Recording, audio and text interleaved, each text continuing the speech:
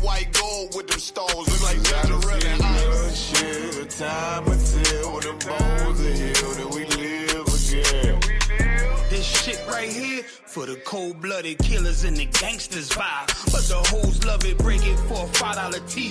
Spend a whole 100, no stunting. This is for the niggas that need more money. I done stopped the rebel from putting several in the casket. He throwing everybody involved if I ask it. So don't make me get a word. I'm scared of what he might do. Don't make me build a nerve. Down in your lawn, feel like it's the beginning of the purge.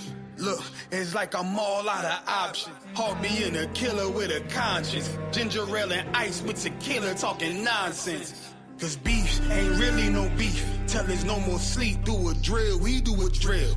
Ours, Mozambique, 2 to the body, 1 to the head, fuck it, on repeat. 1 West, you know them cult leaders around the street. Seen a man rise from the dust, shit glorious in my sight. Never yield, I'm indebted to that old Lord Christ. Can't let them colors fly, only blood was a fight. Tried to vibe my brethren, I'ma put it in his life. Is you going to endure? Damn right, I need that white gold with them stones. Look like Cinderella eyes. Shit, time until the bones are healed and we live again. Life change with the seasons, all praise to the author. I got a limited power, war with me, why bother? I know Mr. Mayhem in Chicago. Play, I drop shit like a toddler. Make that Glock speak like Tommy, leave him cold, call me Martin. I done seen Benjamin turn many men into monsters. Lay that lamb down, I feel like Benjamin Barker. Lord, I pray salvation sweet like peach cobbler. Right now I need a bankroll, thick like Miss Parker. As I enter the darkness, the truth the only way. Death a slim chance, but it hit like Colin Ray. Heard that demon on my shoulder and I told him not today. So I try to stay focused, I ain't even boasting. Cause all that ghost shit hypnosis. And you ain't gotta talk shit when everybody know it. You ain't even ride or you talking, yeah, the buzz boys are poets. It's a thin line between love and hate, that's why I got involved. Just pick this bad bitch up like Robbie Smalls. Threw that burden on my shoulder like Samoa Ross. Shit, I obey the orders, that's why I overcame it all. Seen a man rise from the dust, shit glorious in my sight. Never yield, I'm indebted to that old Lord Christ. Can't let them colors fly, only blood was a fight. Tried to vibe my brethren, I'ma put it in his life. Is you wanna endure? Damn right, I need that white gold with them stones. Look like Cinderella eyes. Shit, time until the bones are healed and we live again.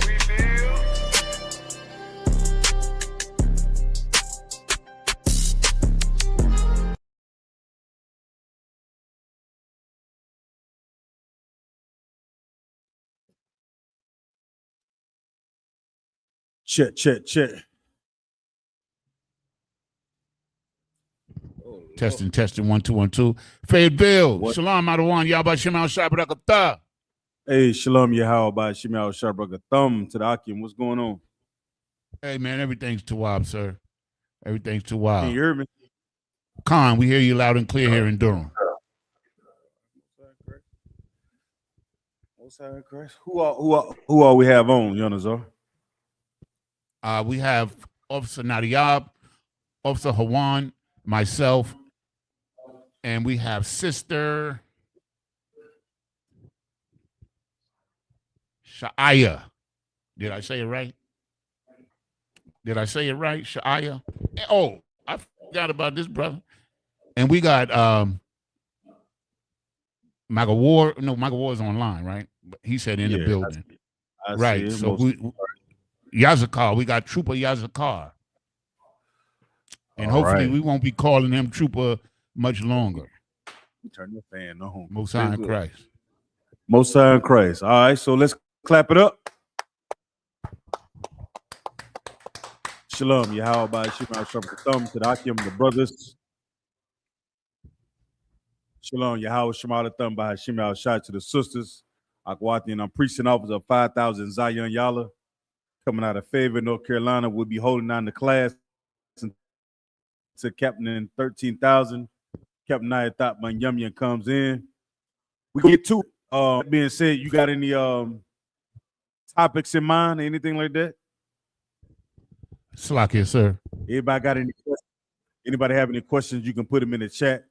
If I can answer them, I'll answer them. If I can't, We'll hold off until Captain of 13,000, Captain Nayathaq and Yumya comes in. I want to welcome everybody to the class. This is a class, these classes are designed for us to wake up to who we are. You know that black people suffer from an identity crisis? You ever heard that before, Margaret Ward? Oh, God. Like, so when you hear Black, Hispanics, Native Indians suffer from an identity crisis, what comes to mind? Well, the first thing that comes to mind is just not knowing who we are as Israelites. Just thinking that we started off in slavery, that we started off with the conquistadors and stuff like that. And I'm glad you said that, because I want you to understand something. That's we're all taught, that we start off in slavery. You understand? We didn't necessarily start off in slavery when you understand what I'm saying when I say that, right? Come. Yeah, we didn't necessarily start off in slavery. I think us losing our identity come from us being disobedient. And when you're disobedient to the Most High, you begin to serve other gods upon the other nations, you will suffer from an identity crisis. Somebody, is there, let me see. Hey, Alexa, define identity crisis. An identity crisis is a period of psychological distress when someone questions who they are and their role in society, often triggered by major life changes. Is there a second definition? Yep, there's a second sense. It can mean simply being confused about your goals and priorities, not just a deep adolescent crisis. It also shows up in everyday talk when people face major life changes like a midlife shift or career doubt. Alexa, stop. Well said, Alexa. When we talk about Black, Hispanic, Native Indian, we definitely suffer from identity crisis. Only in the ISUBK where you learn your true identity and you find out that you are an Israelite. You'll find out the blood that's in your veins is not American blood. You ever heard that? Is there a determination for American blood that's in your veins? What about Jamaican blood? You ever heard that? But your blood comes from what? Or comes from who? Your father. Those are the identity markers. Anybody ever had a woman put him on child support? Raise your hand. Let me see you raise your hand. Yeah, brother. I know you're not. You ain't on child support no more. All right, don't worry about it then. Thought you still on child support. But the first thing they do when they want to identify you as a child's father, what do they do, Margaret Ward? Do you know what they do? They ask for a DNA test. I'm not. DNA test. Now, what do a DNA test do? It proves who the father is. Right. It's prove who the father is, which also gives you your what? Your identity. It clears up any what? Confusion. Right. So when we talk about we belong to the 12 tribes of the nation of Israel, this empire and these devils and these heathen, these cave dwellers been on top of us for so long, they try to erase the identity that we have that descends from our what? Our fathers. Our father. Give him a hand. Now let me ask you a question. Where can I go in the scriptures to find how to identify a seed, Baba Kushar? What can I go in the scriptures to find that? Anybody know? If we're gonna say we are the seed of our fathers, where do we go to the scriptures, or where do we go in the scriptures to prove that we are the seed of our fathers? If I may, sir. Come on. Okay, we go to Numbers chapter 18, verse 2. Okay, let's get there. Because oftentimes when we say that we are the seed of your fathers, the modern day world teaches something completely different. The modern day world says, it don't matter. It don't matter where you come from. It's all about the mother, or what I say, all about the food that you eat. They also say that I heard this bastard one time that so-called challenged this truth in ISUBK, said that a woman can have a baby through the botulinum gland, only to find out this bastard is touching young underage girls. Huh? Ain't there something? That lets you know that this is the home of the truth, okay? So, Yanazar, once you get it, could you read it for me? Or Michael, if you have, sir. I got it, sir. Okay, go ahead. Michael, you got it? I got it, sir. This is the book of Numbers, chapter 18 and verse 2.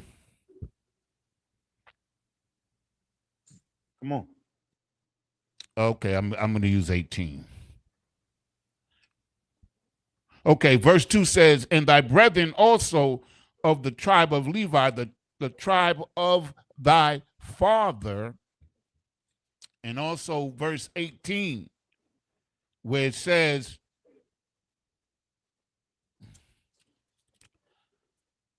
and the flesh of them shall be thine. Wait a minute, where the hell am I?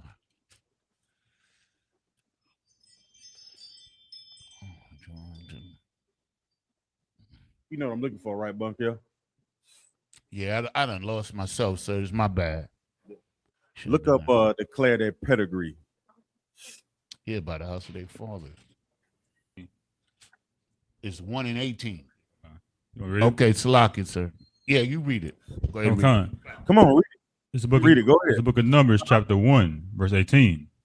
And they assembled all the congregation together on the first day of the second month. And they declared the pedigrees after their families. Okay, go ahead. By the house of their fathers. By the house of what? By the house of their fathers. Go read the top of the verse again. Calgon. It's the book of Hold Numbers. on, stop. Read verse. Stop. Read at verse 17. Calgon. It's the book of Numbers, chapter 1, verse 17. Start at verse 16. Calgon, sir. Book of Numbers, chapter 1, verse 16. Go ahead. These were the renown of the congregation, princes of the tribes of their fathers. Princes of who? Of the tribes of their fathers. Go ahead. Heads of thousands in Israel. No, I want you to say heads of what?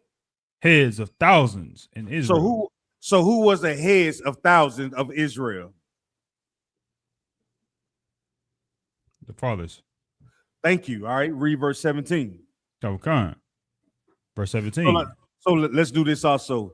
If we're talking about modern day society, when we talk about the heads of our families, you see how much pushback that you get from day to day in this world. But clearly, if we open up the Bible and if the Christian church were actually doing some teaching in the church instead of singing and dancing and organ playing and drumming and all that running around acting like a goddamn fool, saying they so feel and were saved and filled with the Holy Ghost, maybe they will understand the importance of the heads being the fathers. You understand? Come on, Bunker. It's like, if I may, sir. I mean, in Esau's empire, he declares the head of the household whoever the breadwinner is. Right. So it's all debased by carnality and vanity, and it's not established based off of what the Most High Power says. Salakia. Right. So it's all about what the Father says, and oftentimes, and this is the thing that has happened. It's kind of hard for our sisters to really look at this scripture or these scriptures and knowing that the man is the head until something goes wrong. What has happened over the periods and times of serving this empire, our men, our brothers have been completely stripped of their identity. Once again, they suffer from identity crisis. So if the brothers don't understand who they are, how can the women look at the men as being the leaders and the fathers and the protectors when we've been stripped of our identity? How can the children actually follow suit? Because there are things that have happened in history that have affected our present day and living, if you understand what I'm saying. Oftentimes you'll look at a Black, Hispanic, or Native Indian man and say, he's not even fit to be a leader. He's not even a real man. But nobody goes back and understand what has happened to the Black, Hispanic, or Native Indian man. You show up to a brother and you want him to be perfect on day one without really knowing his what, Magawar? His identity, right? So if you suffer from identity crisis, how would you even understand that you're supposed to be the head of a household when there's no father and you've been raised by your mothers and your sisters your entire goddamn life? the examples that you've learned from, that I've learned from, and different brothers have learned from, have all been rappers, dope boys, entertainers, liars, pastors. None of these things have nothing to do with the Most High power. Right.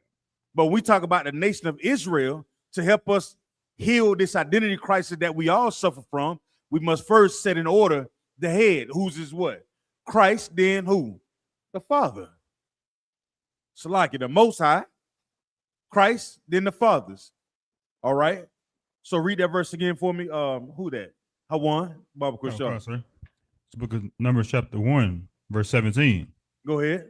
And Moses and Aaron took these men, which are expressed by their names. Right. Verse 18. And they assembled all the congregation together on the first day. When they did what? And they assembled all the congregation together. When they assembled the congregation. Now I want you to go to, now we got to look at the first congregation, right? Let's look up this word in the Zondervan Pictorial Bible Dictionary first. Because you know what a church gonna say, right? Who all invited to the congregation in the church?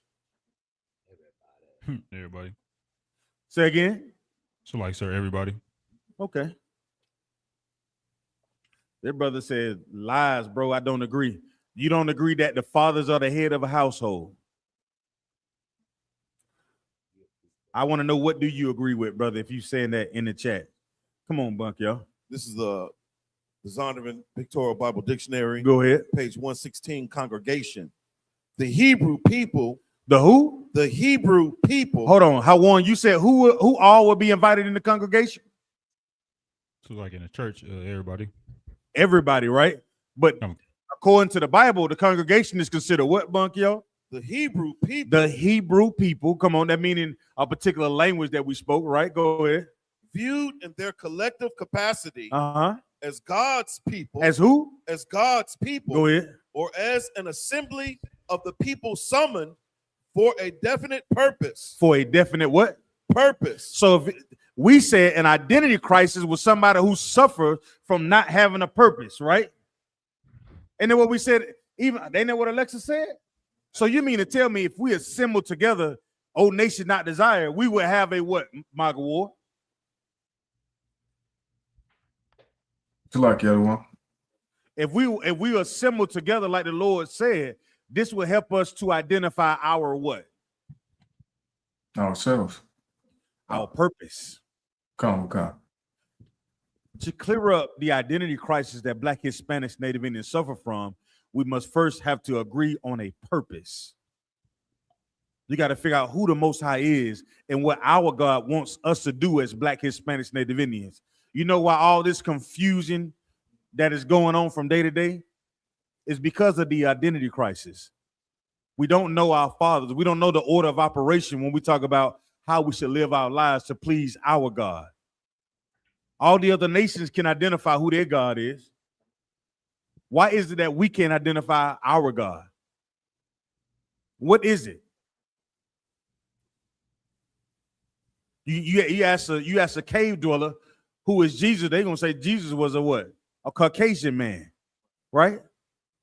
And you ask them, well, what if Jesus was black? What you think they would say? Well, it don't really matter what color he is.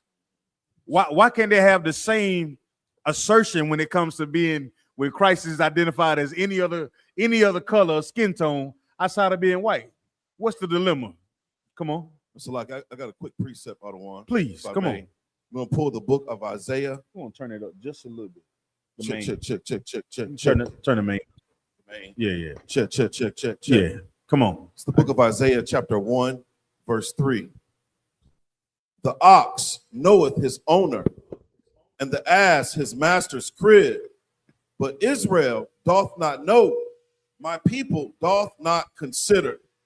And what's so heavy about this precept, I don't want, if I may, is that you're comparing two dumb beasts. Mm-hmm. They know, who they belong to. They know who their master is. And when it comes down to so-called blacks, Hispanics, and Native Indians, we don't know it because we don't consider it because we're force-fed Christianity. We're force-fed Islam. We're force-fed this idea of being an American. Yeah. we don't even consider it. We look at who they prop up as being Christ in Caesar Borgia, and we worship that image. Yep. You know, we forgive white society for, you know, their egregious crimes against our family. Right. You know, and that's the problem. Yeah. You know, we don't even consider it. We don't even consider. Let me turn it down just a little bit. It don't jump back up there. But Monkey, y'all, that's heavy. When we talk about identity crisis, we just talking about how divided we are. Let me phrase it like that. We suffer from that today because there is no hard, concrete evidence about who we are and what we should be doing until what? Salakia. Come on. Until somebody get lynched. Come on. And then when that happens, these atrocities happen, you instantly feel it. When you took you remember that boat accident that they had when the brother threw the hat up? Why is it that Black, Hispanic, Native Indians was so in alliance when they seen that happen? What was that about? Salakia, sir. You talking about the Montgomery brawl? Yeah, the Montgomery boat brawl. Yeah, the boardwalk. That was a signal when he threw that hat to let all the rest of the people know, like, it's on. When they had them Edomites or so-called YTs jump him. Right. So that was a signal, hey, this is what they're doing. So damn right. So hey, what's going on? For those of us who you may have been raised in a house where you were taught what Jesus Christ was Black. Right. But how many of your brothers and sisters actually know that Christ was Black? How many of our grandparents and great-grandparents went through the lynching and the beating, like you said, to strip them of that identity, that knowing Christ was a Black man? How many of them had to fold their thoughts into the American way? It's a lot of our people. So the ones that may know that Christ was Black, man, most are in Christ. But now the question you have is, why is it, the question that should cross your mind, why is it that they gave us the cave dweller to be our Christ or our Savior? Turn the gain down. Check. Good. Salakia, come on. sir, to answer your question about, I just found something very interesting about that brother that threw his hat. Probably yours too. Check. Yeah, that's good. It says the phrase "throw your hat in the ring" means to join a contest or run for political office. It comes from the 19th century. It comes from 19th century boxing. Back then, crowds formed a circle around the fighters instead of a rope square. If a person wanted to challenge a fighter, they tossed their hat into the middle of the crowd. So that brother, he must have been a boxing fan. Right. But also, I'm just going back to say, when we see our people in compromised position, we see, not only do we see that compromised position, we also see ourselves. And going back to what the brother said, these things have to be identified through our fathers. As when you walk through the doors in this school, or even online, we always ask, what do we always ask, Darash? Do you know? Who is your what? Who's your father? Who's your father? Okay. See, if you understand who your father is, this helps clears up that identity what? Crisis. Now I can clearly define and give you a what, Magawar? A what? An identity. Your purpose. Come. You gain your purpose. And having your identity, you have your purpose. See, without an identity, you don't know what to do. What if you're a football player, but you will never put your team jersey on? What happens? You are just a what? Football player. Don't nobody know who team you're on. You look, you got on the cleats, you got on shoulder pads, you got on the pants. Everybody, I can clearly see that you may be playing football, but who team are you on? And without knowing what team you're on, how can you even play the game? What's y'all thought of you even winning the game if you don't know who team you're on or what side you're on? But when you come into this school and you find out that your pedigree is declared by your fathers, now reading this Bible, you can really get a defined purpose. And then we can see who team you on. The Most High can see who team you're on. Because on this team, there's a set of rules that we play by that the other teams don't play by, Darash. And by giving you the rules that we play by, it also helps define our what? Purpose. All right. Everybody, you good on that? Finish reading that verse for me. Who's holding that verse? Who's that? 18? Okay, sir. 1 and running 17. Read verse 18. Go ahead. It's Book of Numbers, chapter 1, verse 18. Hold on, Salaki. We found out what congregation was, right? Sir. All right, so go ahead, read verse 18. It's the Book of Numbers, chapter 1, verse 18. And they assembled all the congregation together on the first day of the second month. Uh-huh. And they declared their pedigrees after their families. They declared their what? Their pedigrees after their families. Now, somebody define pedigree for me, Baba Kushar. Define pedigree for me if you could. They declared their pedigree. Slaki, sir. To declare something is to do what? To say it out loud, to speak it. Come on. Or the state claim to, Yonazar. Right? Slaki. Pedigree. According to Google Online Dictionary. Okay. Pedigree is a list, record, or family tree. A what? A list. A list. Come on. Record. Or family tree. Or family tree.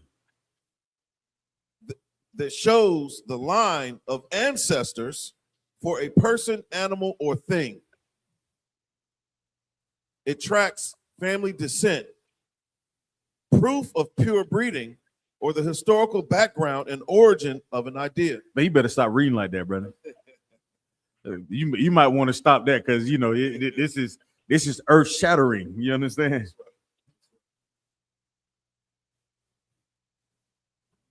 Once you understand this, Bunk, y'all, it's impossible for you to close your eyes and pretend like your pedigree does not matter.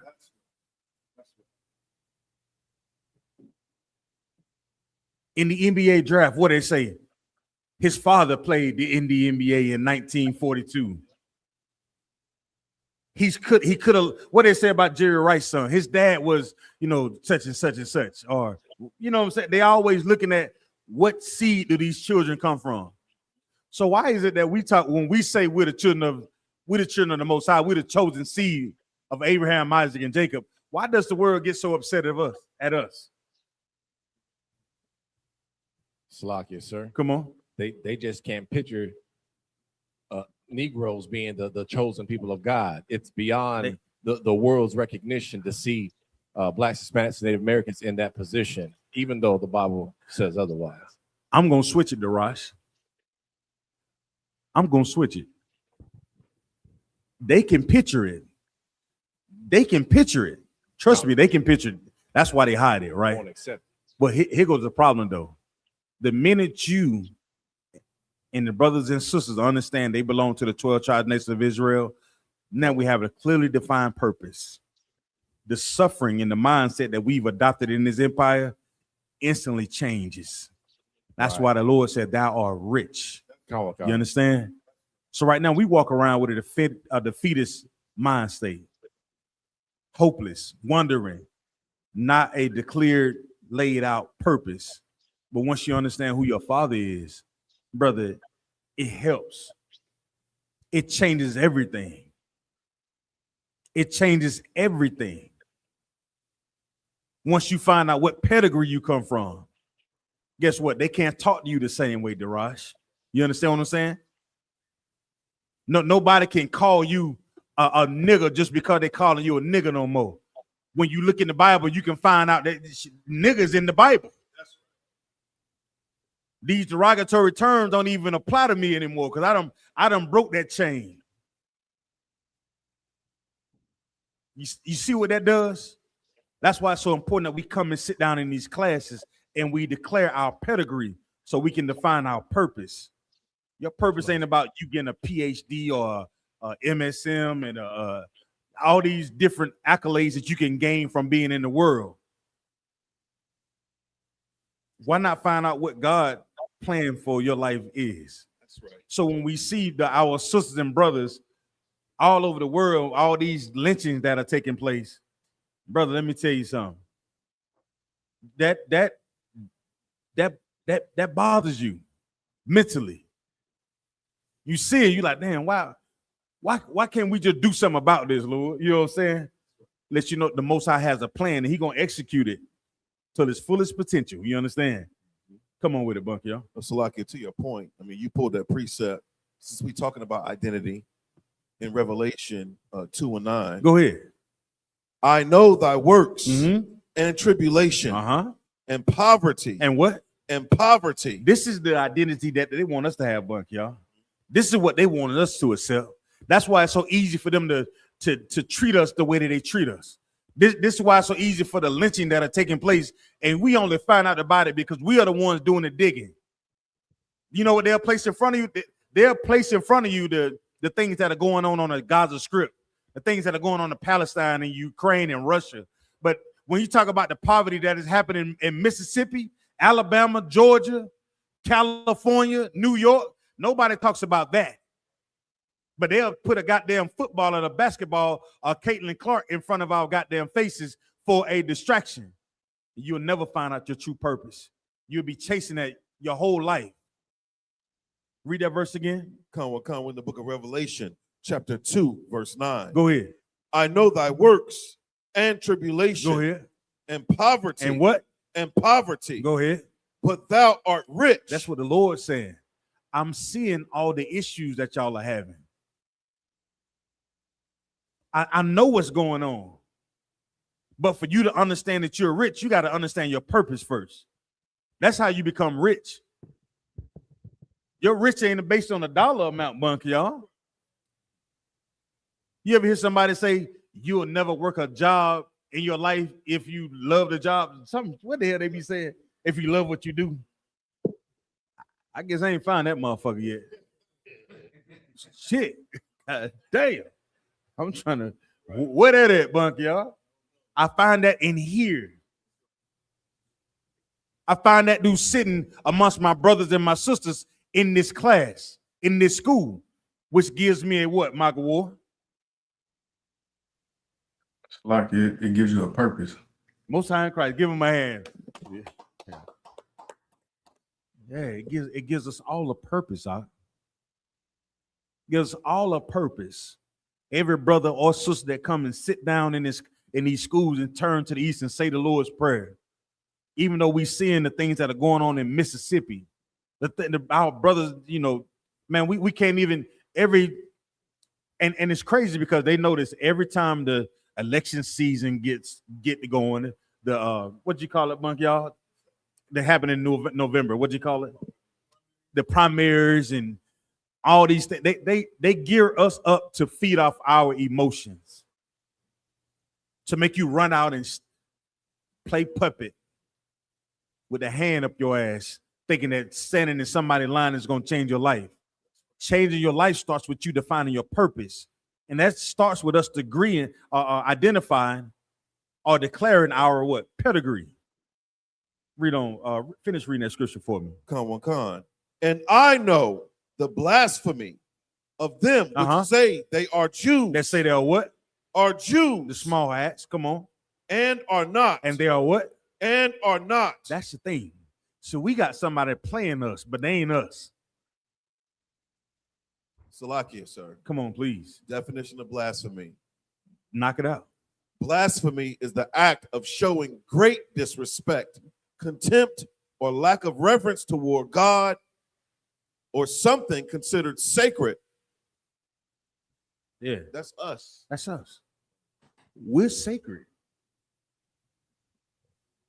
We're the thing that the Most High stamped his approval on because of what our fathers did. What did the other nations' father do to be sitting in our seat and be called us? What did they do? What did Cain do? He did what the fuck he wanted to do. So like you for my language. But I'm just keeping it funky, right? He did whatever the hell that he wanted to do, Darash. What do the heathens do? The heathens erect trees and decorated with ornaments and silver and gold. And listen to Sir Ramses and come on, man, and Nimrod, and have us run around the goddamn tree like we in Whoville. Now I know the truth. I hate that goddamn movie, The Grinch. Right. The Grinch heart should have never grew. Goddamn it, his heart should have stayed small. Right. The Grinch heart grew 7 times. Fuck that Grinch. Let your heart stay small, my nigga. Right. Fuck that Christmas, Salakia. Yeah, you talking about he should have ran off on the plug with a tree, bug y'all. That don't even make sense. But as a child, we so malleable, Darash. As a child, you want to do things to what? Please your parents. Please everybody. We teach our babies, tell people the truth. That's what Jeremiah did. And then what the book of Jeremiah was a young prophet. Jeremiah, the Lord said, now you're going to go down there and tell these people what's happening. Tell them the truth. Declare your pedigree according to your fathers. Finish reading that verse. 18, Numbers 18. 1. It's like it. Numbers 1. Numbers 1 and 18. Come on, sir. By the house of their fathers, according to the number of the names, from 20 years old and upward, by their poles. Right. So they had staffs that they would just engrave. Okay. Anybody, y'all went through Hebrew Academy, right? Okay, sir. So on this staff, right? What did you have to do to this staff, Darash? So we had to engrave our pedigree or our tribe where we were from. Right. And you would know. Yeah. You would know. All right. Hawan laugh. I can't wait till you go back through again, Hawan. Hold on, what? Good night. Niggas had time out. Yeah, one time ain't enough. The Most High in Christ. So we good on that with the fathers? Okay, sir. All right. Let me see what else I got there. So we figured that part out. Let me see what else we got in here. Yonazar, what you got for me? I ain't even asked Yonazar, my man. What's the hot topic for today, Yonazar? You got anything smoking? I got something, sir, that I've been dying to share with the brothers and sisters, right? I just do it. I felt it. Just something about it that said Yonazar got something. I don't know. Now, if I may, I could get one of these brothers to read this, but this is pertaining to what the generals were talking about last night when they spoke about the great whore. Right? Hold on for a second, man. Y'all clap it up for my brother Kayada One. You understand? Clap it up, Kayada One and Acosta. You know what I'm saying? Most High in Christ. Shalom to the Akim, to brothers, man. Most High in Christ, seeing y'all again. How y'all doing? Y'all two up?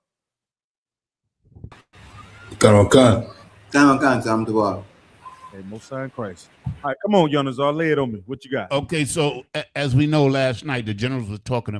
They were breaking down Revelation chapter 17, the great whore, and so it just so happened that I got this article here. Hold tight. Sure. Okay, Salaki, sir. Cap coming in. All right, and with that, we're going to turn the class over to Captain of 13,000, Captain Nayathaq Ben Yummy, and y'all clap it up. Bible control. That's right. Hey, Shalom. Yabashua Gafam. Yahweh Shema Tabashima Shai. Let's go. Let's get it in. I ain't coming out the back door or coming through the back door like Trump. Both sides Christ. I ain't scared. You understand? Let's get it. Trump had to sneak out the back door Air Force One to get on a different plane because he's scared them Iranians gonna knock him out of the sky. You know what I mean? And that there to show you that the white man, he is scared to die. Yeah. He's afraid. You understand? And you can't be a hero if you're scared to die. You understand? You're a coward. You understand? That's why you go get blacks and Hispanics to go fill up the ranks of your army, of your military. Mm-hmm. Because we the heroes. You understand? We the real heroes. All right, come on. Let's get it done. Amen. Questions? I'm gonna start off with this one, right? Margot, go to Exodus, I think 12 and 9. I think you had a question there, right? God. Before we go to that, hold on. Let me play something for you. All right, and you'll see the purpose. You know what I mean? Well, one of your purpose, you know what I mean? It's you have to do what you're doing. You understand? We just went over purpose, Cap. Yeah, I heard. It's good. You understand? So to black people, come on. It's like I was just making sure that we had the stream, Yanazar. Could you put the Slacky, Cap? Yanazar, if you can put the link to the class in the back chat. I think it's a brother trying to get it. Got it, Nadia. Okay. You send it to him? Okay. Slacky, Cap. Hold on. I was gonna tell you. Oh, Bankel. Look up Dr. Robin D'Angelo. Look up. I mean, because you know what I mean, because we don't, you know what I mean, we can go to ESO and them top schools. I mean, what we're saying to them don't have any credibility. You understand? When black people should only be listening to Commander Jerry Hannah voice these generals. You brothers are teaching this Bible. You understand? That been what's that what I'm looking for? That been authorized to teach the Bible. You understand? You look up Bankel? Connor one Con. Who is Dr. Robin D'Angelo? I can give you. You want the breakdown from Wikipedia about who she is? Yeah. Whichever one.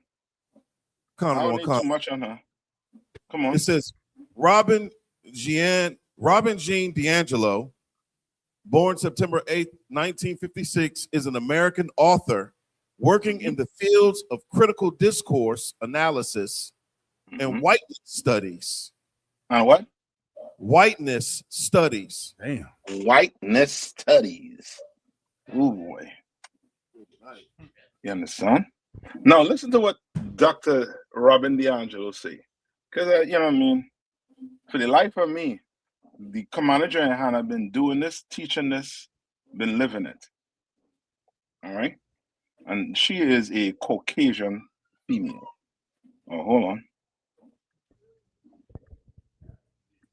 Hold on. Right here.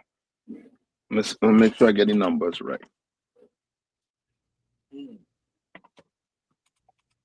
Hold on. All right, let me play from here. This talk is happening on the ancestral territories of indigenous peoples. And I believe very, very deeply that if we don't know our history, if we cannot trace the past into the present, She said what? If we do not know our history, right? And we cannot trace our past into what? The past into the present, we cannot explain current conditions in ways that are transformative. We cannot do what? We cannot explain our condition. You understand? That's why it's evil for black people with black leaders to say what? What do black leaders say? What do the pastors and the preachers and them tell you when it comes to your past? So like you, sir. Come on. They tell us to forget the past. Yeah, they tell us to forget about the past. Okay. But if you forget about the past, then what's going to happen? You will keep on making what? So like you, sir. Come on. You're doomed to repeat it. Yeah. Or stay in it. You understand? Like if black people was able to not forget about the past and really, you know what I mean, be able to study it, they will see that we are still in what? We're still what? Slavery. We're still in slavery. You understand? We are still in slavery. Understand? So I will put it back again, and then we'll jump right into your question, Margot. We don't know our history. If we cannot trace the past into the present, we cannot explain current conditions in ways that are transformative rather than victim blaming. And I think today... Rather than what? Victim blaming. You understand? That they accuse us of being what? What do we accuse Black people?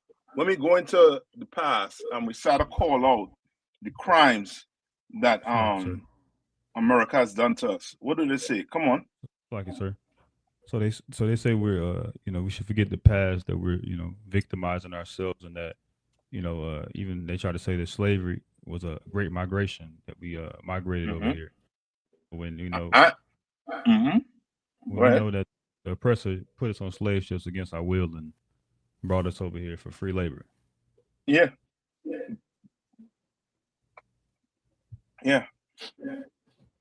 But they won't tell us to forget about it. And a Caucasian female who went and studied in their schools to the point where she is a doctor is telling you, you shouldn't forget your past. You should learn about your past. Right. You understand? Every other nation on the face of the earth is allowed to remember what happened to them in the past, especially the small hats, to the point where the small hat says what? Never again. Never again will it happen. They're able to take you on trips on where their people, were dealt with viciously by Hitler. You understand? And they teach their kids these things. You're not allowed to say certain things about them, about the small hats.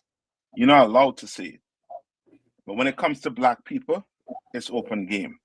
You understand? And I think you all went over this also too. What's one of the main reasons they don't see you as God chosen people? Like it, sir. Come on. Because they can't stand to see called African American being over them. Yes, I'll take that. But there's a reason why. It's like it, sir. If I may. Because they can't make a historical connection. Like, we cut off from our history and our connection to our true identity. So if we can't see it, then how can anybody else see it? Yes, but it's in your face. It's all in your face. Come on. It's because it'll reveal who they are. Yeah, but okay. Hold on, if I may. Come on. It's because of our economic standpoint. Economic standpoint. Okay, what you're saying is okay. I can't refute what you're saying. Everything you're saying is, is correct. All right.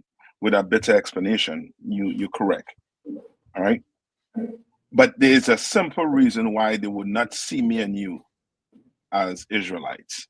And that simple reason is the reputation they don't give us on the earth. What's the reputation Black people have on the earth? Like it, sir. Okay, first of all, like, we didn't make any contribution to society. Yeah. And we're lazy. We don't invent anything, so we're considered like not worthy as other nations. Yes, because of our reputation. Small hats, they have what? They have a reputation of being so intelligent. Oh, they're the smartest. Yeah. You understand? They have people in top positions on the face of the earth. So they must be God-chosen people. You on 6 o'clock news every evening for what, Robin? You understand?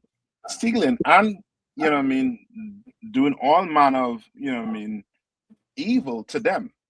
So you saying you God chosen people? Nah. God chosen people have, better character than black people. When all of that is just lies and what they call propaganda. You understand? But learning your history is very, very important. You understand? That's why when you talk to a Roman Catholic, they don't read what? They don't read the Old Testament like that. The only books they choose to read from the Old Testament is the Psalms, because they love to sing. But to study the Old, you will have to do what now? You will basically be learning about what? About the history of the Israelites, what they went through.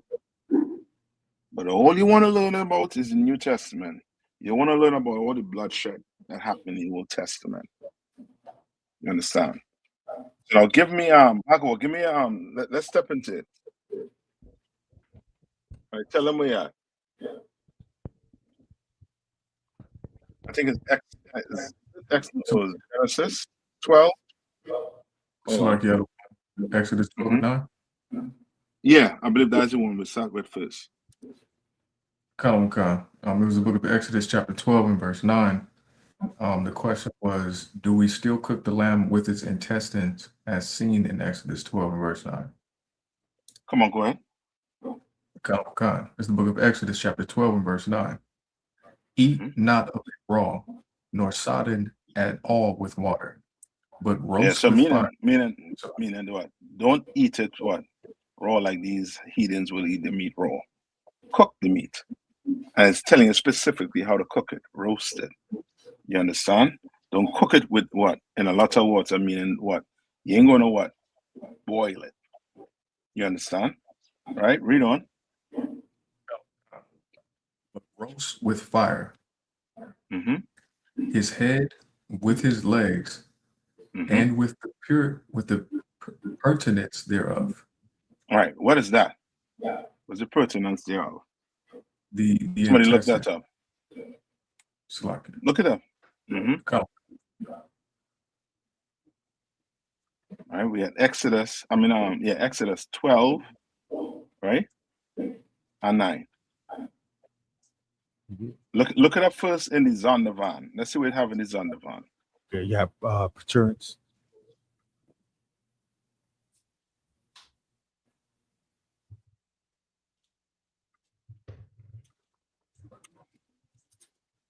It's in the scripture.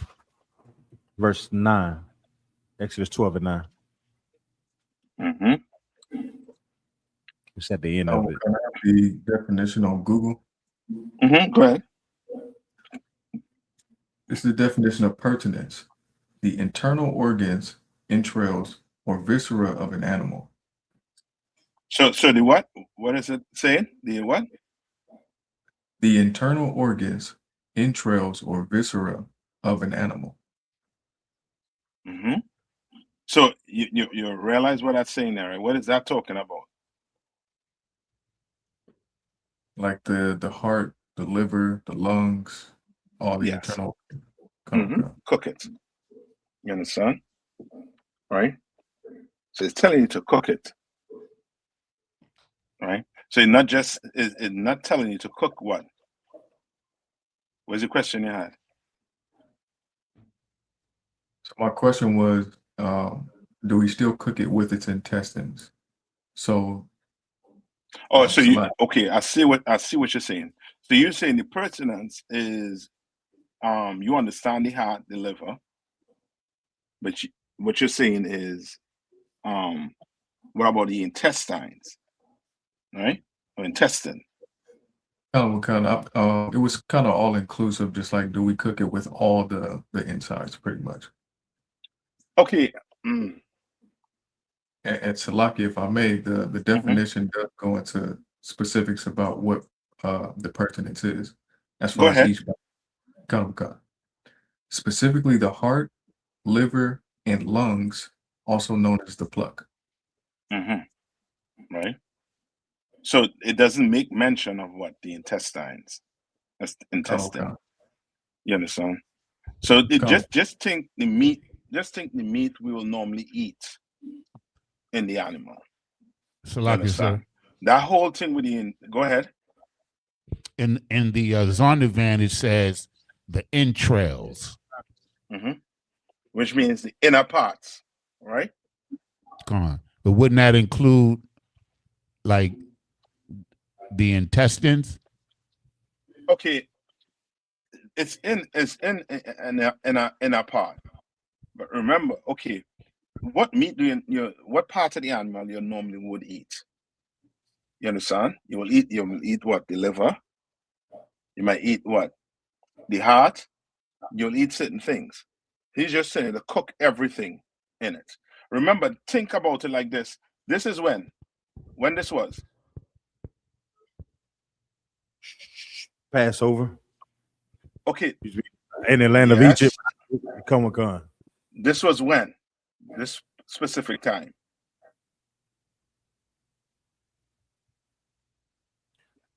Like this was in Egypt during the first Passover when this is it first, meaning we were doing it in a what?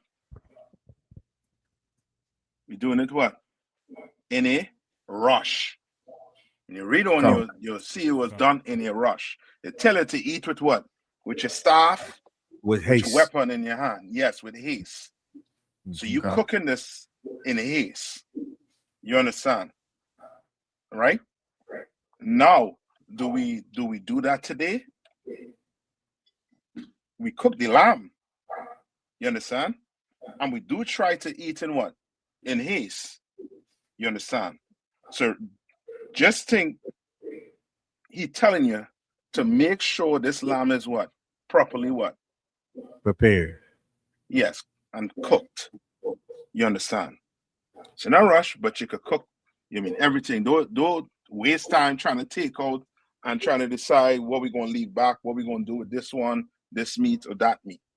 Eat it, prepare it in haste, eat it, and let's go. You understand? Come on. That's so like it, sir. Yeah. Come on. And that's kind of what that what verse 9 is saying. Eating out of it raw. Yes. Come on. You cook it. You cook everything. In what part? You know what I mean? And it's okay. It, as I say, it does not specify the what you call it again, the intestine. That's something, as I say, I'm gonna get for you, but this is telling you can cook, you know what I mean, the inward parts in it. Like, you know what I mean? You mean to pull it out and separate. No, you roast everything in it. You understand? All right. Now skip down to the other question you have. I think is in 44. Were you good on that one? You good on that one? It's still in the thing zone. Okay, come on. So it's in Exodus 12, verse 44 and 45. What is the difference between the bought servant and a hired servant? Okay, go ahead. So now I think hold on. Let me see. What was it saying? 44 and 45. Okay, so now read 43. This is the book of Exodus, chapter 12, and verse 43. Sorry, Salaki, read 42. This is the book of Exodus, chapter 12, and verse 42. It is night to be much observed. Salaki, it is a night to be much observed unto the Lord for bringing out from the land of Egypt. This is that night of the Lord to be observed of all the children of Israel in their generations. This is a night to be observed by what? All what? All the children of Israel in their generations. All right, read on. Verse 43. And the Lord said unto Moses and Aaron, this is the ordinance of the Passover. There shall no stranger eat thereof. Go ahead. Verse 44. But every man's servant that is bought for money, when thou hast circumcised him, then shall he eat thereof. Right. Then shall he eat thereof. Which leading you back to what? What law is that? The law on what?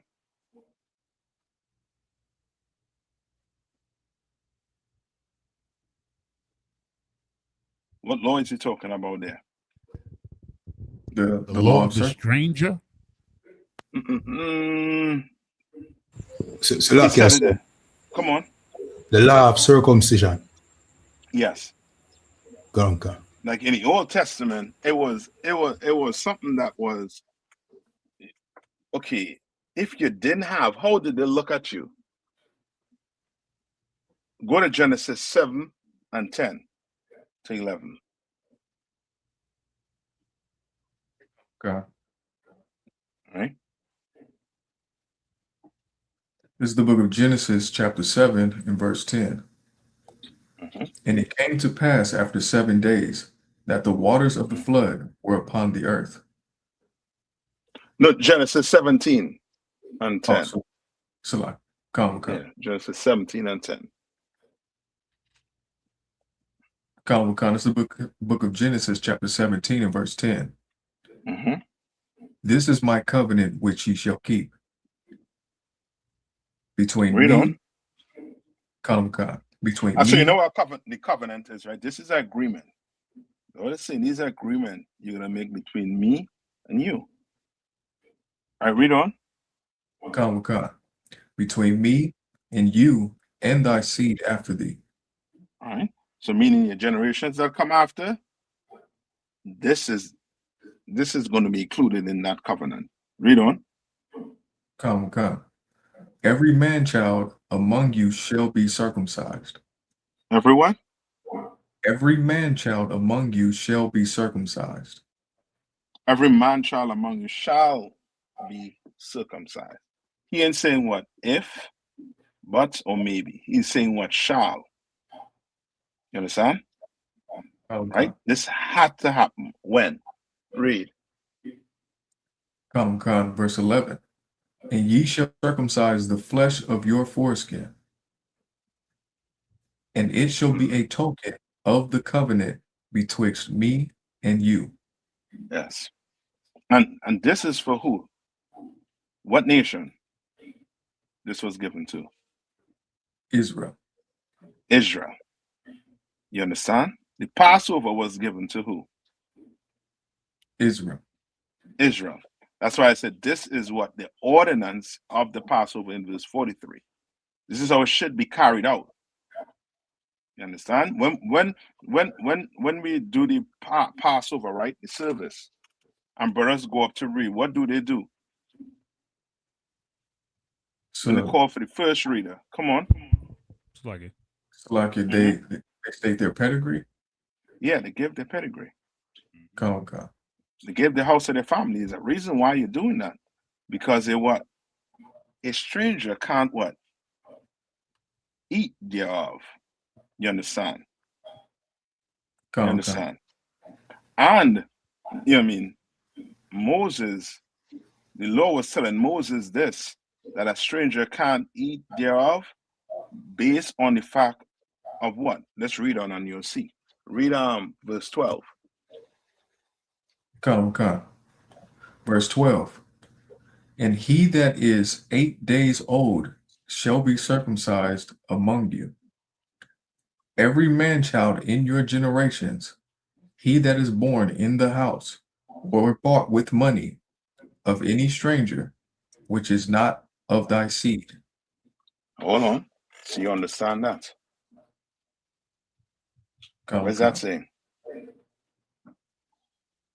Where's that talking about?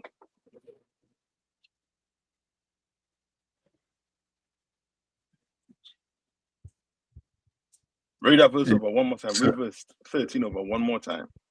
So we know it has to be done on the 8th day, right? Come. Read verse 13. He that is born in thy house, and he that is bought with thy money must be circumcised.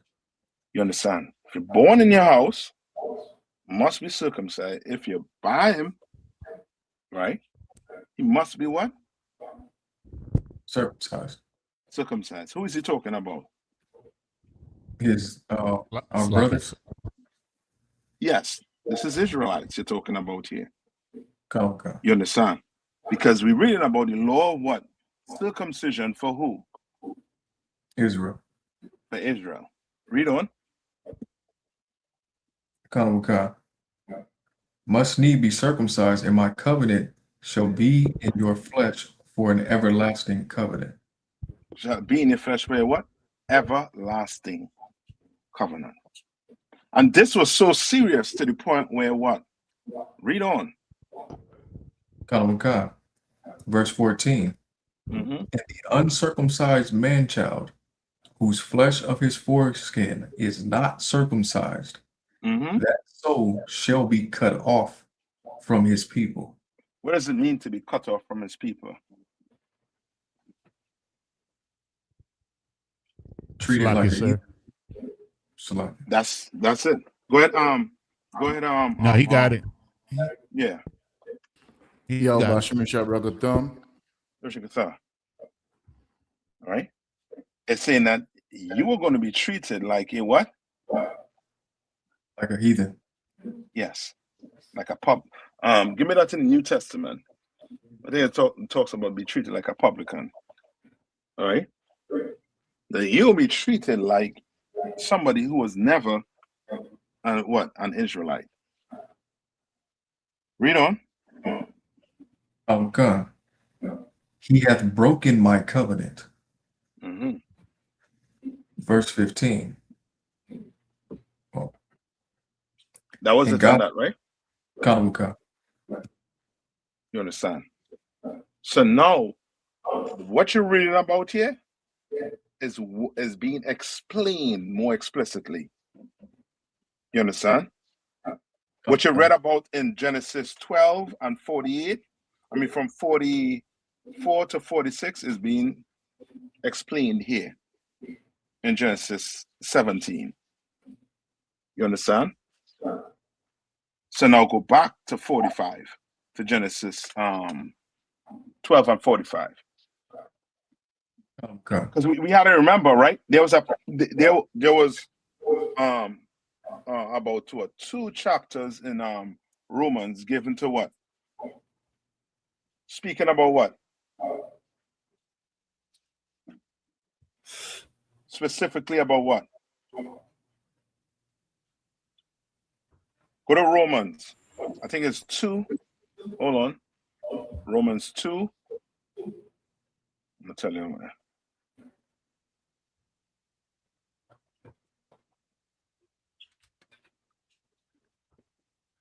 What was the vision Peter was having about?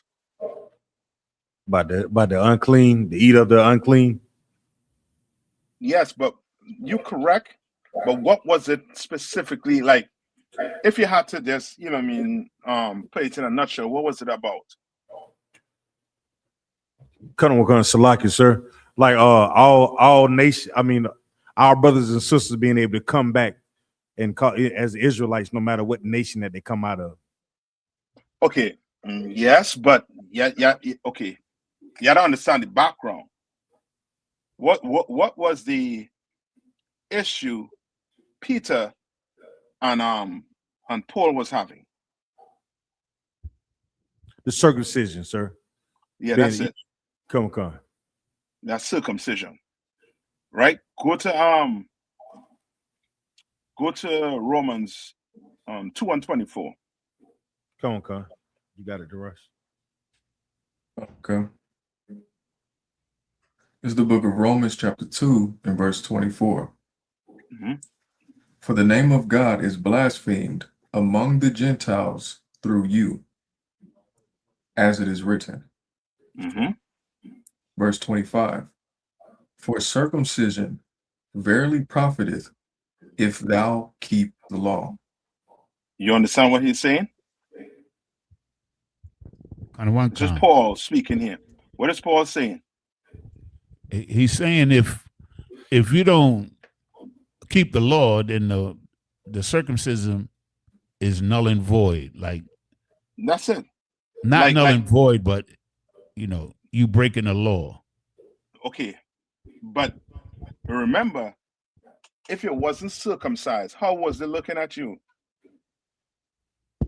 As a heathen. As a heathen, like you was not considered Israelite. You could not come to the Passover if it wasn't circumcised. You understand? You couldn't come to it. You didn't go to that. Your parents didn't take you to that to get circumcised on the 8th day. You are what? Cut off. So Paul is saying, for what? Read verse 25 one more time. Magawa. For circumcision verily profiteth, if thou keep the law. And Paul knew this. Like you talk more, you circumcised, but here in it, you circumcised, but you eating pork. You circumcised, but you committing adultery. So what profit is it to you if you're circumcised? You understand? Read on. But if thou be a breaker of the law, thy circumcision is made uncircumcision. That's what he's trying to get Peter to see and understand. Well, this circumcision, you know what I mean? You're saying we have to have. If you're breaking the law, your circumcision is made uncircumcision. Right? Read on. Okay. Verse 26. Therefore, if the uncircumcision keep the righteous Salaki. Therefore, if the uncircumcision keep the righteousness of the law, so what's he saying? Salaki. What's he saying there? Salaki. He's saying that those of us who are not uncircumcised would still keep the law. Those of us who are what? Uncircumcised. Who still keep the law. Yes. Well, okay. Right? Read on. Come. Shall not his uncircumcision be counted for circumcision? You understand? Paul was trying to get him to see that. You had brothers who were living outside of Jerusalem who were what? Keeping the law. Of? Be specific. The one keeping the law of what? Of circumcision. Yes. But they were what?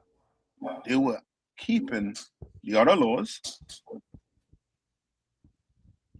That's why I say, therefore, if the uncircumcision keep the righteousness of the law, meaning these brothers outside of Jerusalem, they mightn't have the foreskin cut, but they're keeping the law.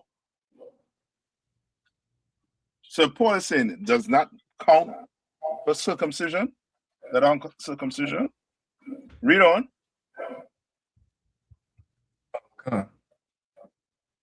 And shall not verse 27, and shall not uncircumcision, which is by nature, if it fulfill the law, judge thee. Who by the letter? He's saying what? And shall what? And shall not uncircumcision, which is by nature, if it fulfill the law, judge thee. Right. So meaning what?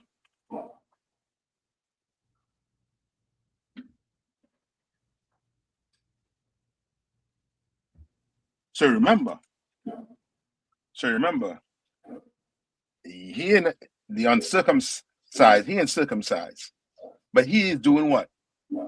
Keeping the law. He fulfilled the law. Come on. He can't judge you. No, read on. Who by the letter and circumcision? Who by what? The letter is what? The law. What's the letter? Yes. What we just read in Genesis. That's the letter. Come on. Being circumcised on the 8th day. Yes. Yes, as a Jew. Come on. Read on. And circumcision does transgress the law. And transgress the law. Read on. Verse 28. For he is not a Jew, which is one outwardly. Because he's not a Jew. That is what? Which is one outwardly. We might outwardly, meaning what? He is circumcised. Right, but he is not behaving like a what? Jew. Yes. Read on. Neither is that circumcision which is outward in the flesh. Neither is the circumcision which is what? Outward in the flesh. You understand? Meaning what? Circumcision doesn't qualify you for being a what? A Jew. Yeah. You understand? Paul is trying to get him to understand that you have brothers here who not circumcised, but they're doing the law. They're doing everything they're supposed to do. But then you have brothers who are circumcised and they're committing adultery, they're eating pork, they're treating their parents evil. You understand? Read on. Verse 29. But he is a Jew, which is one inwardly. And circumcision is that of the heart. Where did he get this from?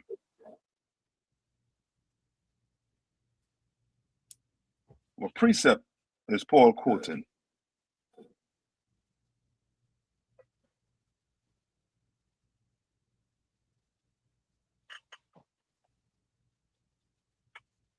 What precept is he quoting?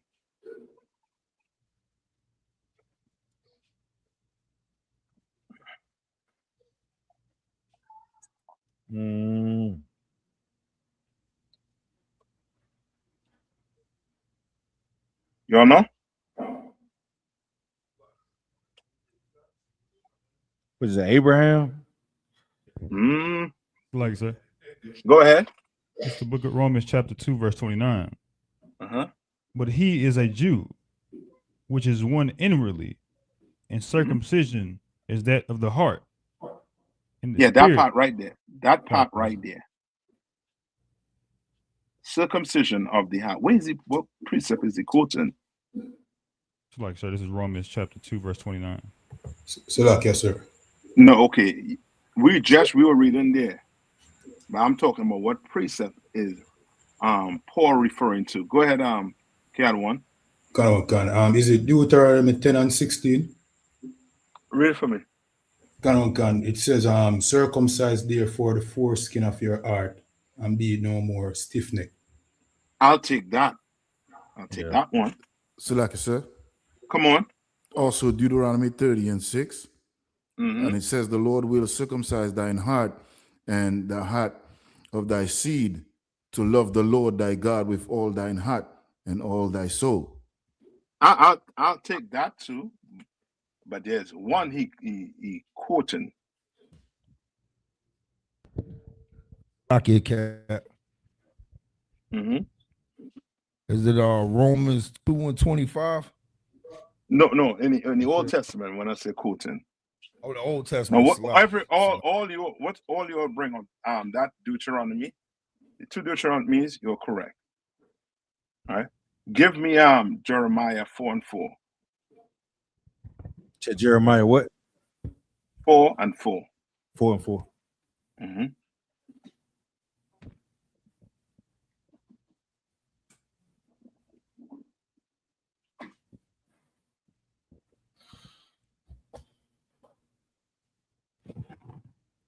Slakia, sir, I got it.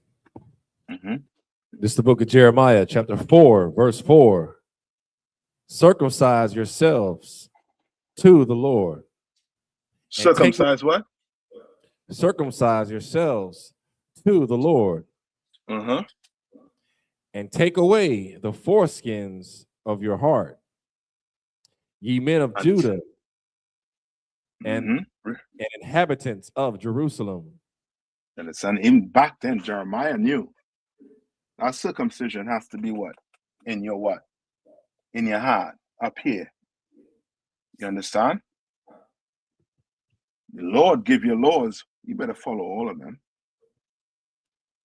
You understand? Now, is he telling you not to circumcise your child? Is Paul telling you don't circumcise your child? No. He's just telling you you can't down a brother for not being circumcised. You can't. You understand? You cannot. You can't cast a brother away. Because Christ came into the new to do what? Salaki, sir. Come on. Teach us the spirit of the law. Yes, to join these two sticks together, Judah and Israel. You understand? That's why Peter had the vision. The vision Peter got about the meat coming down from heaven had nothing to do with what? Literally eating pork, crab, shrimp, and lobster. It was a vision that he got to recognize these brothers that we say were what? Unclean because of their what? Uncircumcision. Were actually what? Clean. Were actually brothers.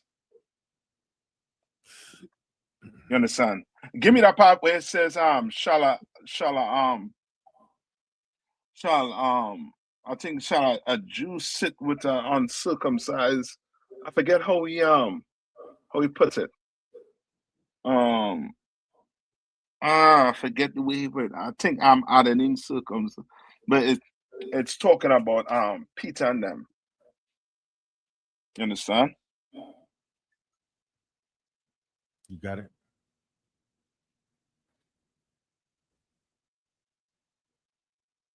So, like, so is it talking about sitting with the publicans? Say what I'm saying? Is it when Christ was saying they were telling Christ he can't sit with the publicans? No. Mm.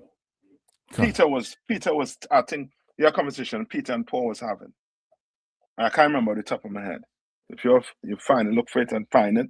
He was basically saying a Jew can't be seen sitting with a non-Jew. I'm not quoting it correctly. But it's along that line. All right. And give me one more. Give me Jeremiah 9:25.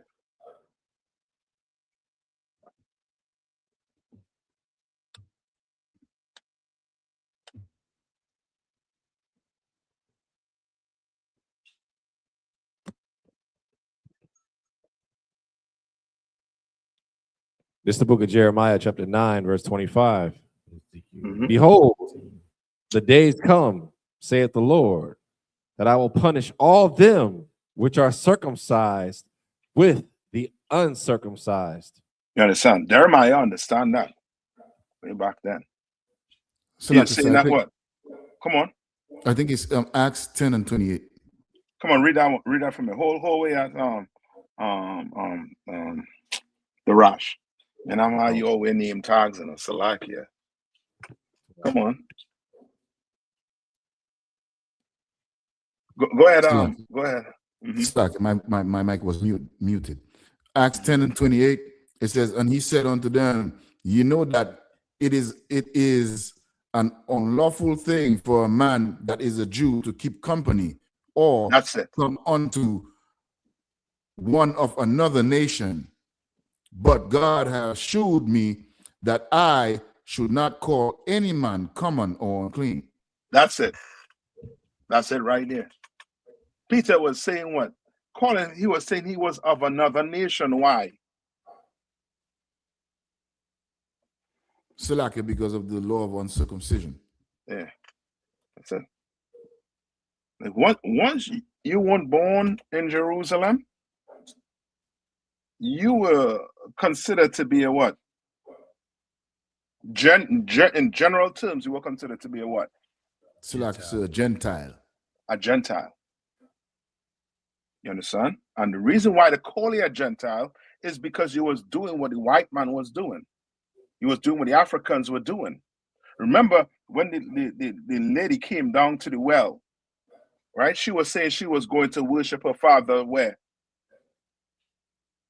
In the mountain. She was going to in the mountain. Yeah. That lets you know that she was not a what? Israelite. She wasn't an Israelite. And Christ told us, or told the disciples what? Don't go into what? The ways of the Gentiles. So like I said, I have your Neither any city therein. He said it. Come on. This is the book of John, chapter 4, and verse 22. Ye worship ye know not what.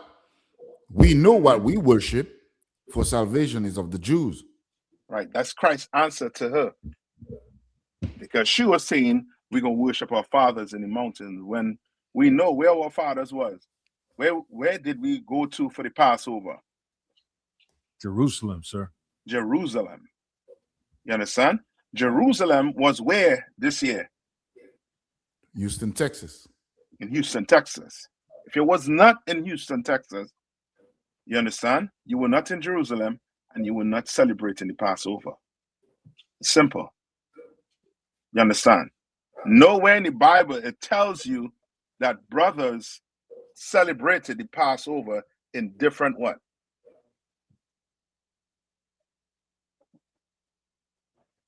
In different places. In different places. Yeah, in different places. Nowhere in the Bible tells you that.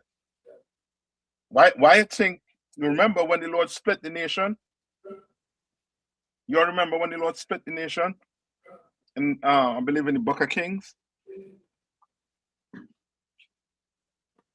Who remember the story? With them splitting the nation. Who went with Israel? And who stayed with Judah?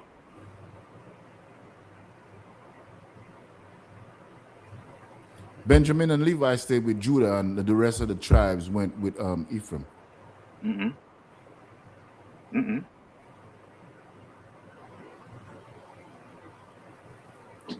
Who remember the story?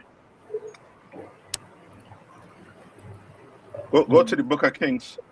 Let me see. So remember when the Lord's, go ahead. Jeroboam. I think it was Jeroboam. After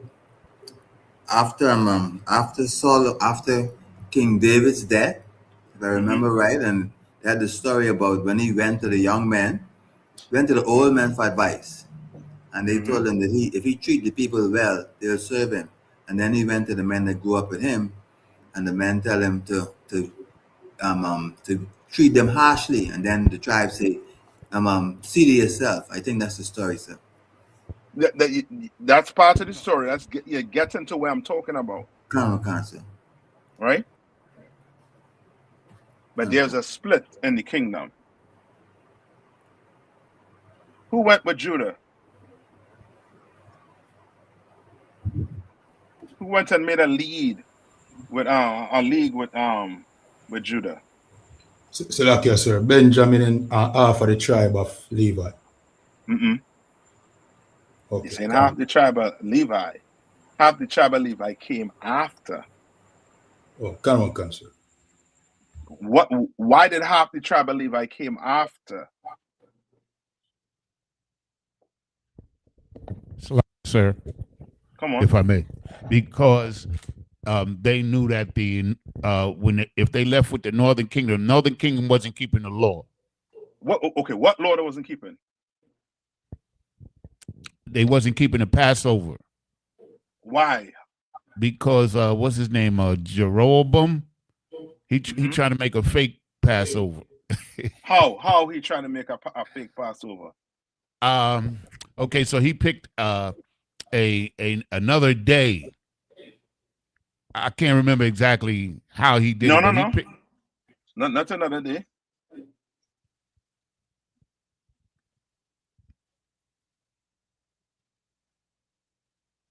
Another location. That's it.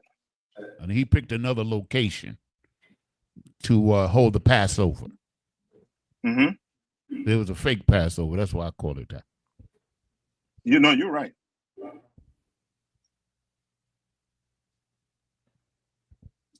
Let me see if I get it quick.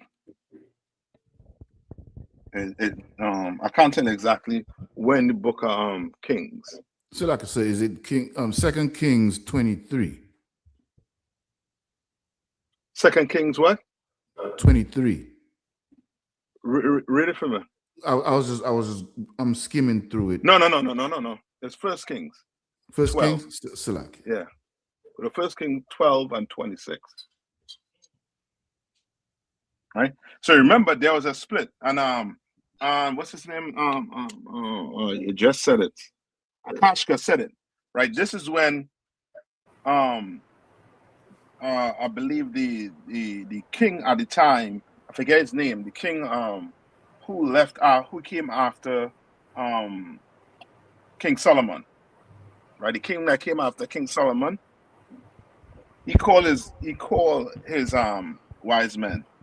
Rehoboam. Okay. And now Rehoboam told them what? I'll be more cruel to you all. You'll think my father loins, I forget, is not fatter than my pinky finger or something like that. He made some statement like that, which means he was going to put a hurt on them. You understand? And the people decided, you know what? We ain't down for that. Sluggy, sir. Benjamin and Judah stayed. Come on. We got to remember, Sluggy, sir, if I may, that he didn't listen to the Solomon's advisors. He listened to his peers. He listened to the young boys. Yes, that's correct. No, Marco, what? Get 1 Kings 12 and 26, man. Sluggy out of one. Come on. Didn't that also happen like with the house of David? What you mean? Is that similar as far as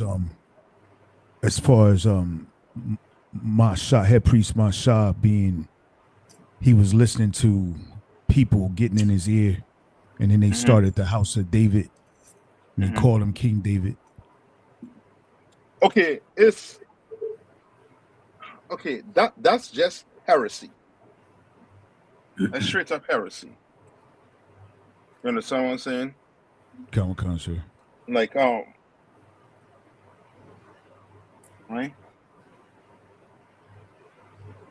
Marco, you got it? Go ahead. It's the book of 1 Kings, chapter 12, and verse 26.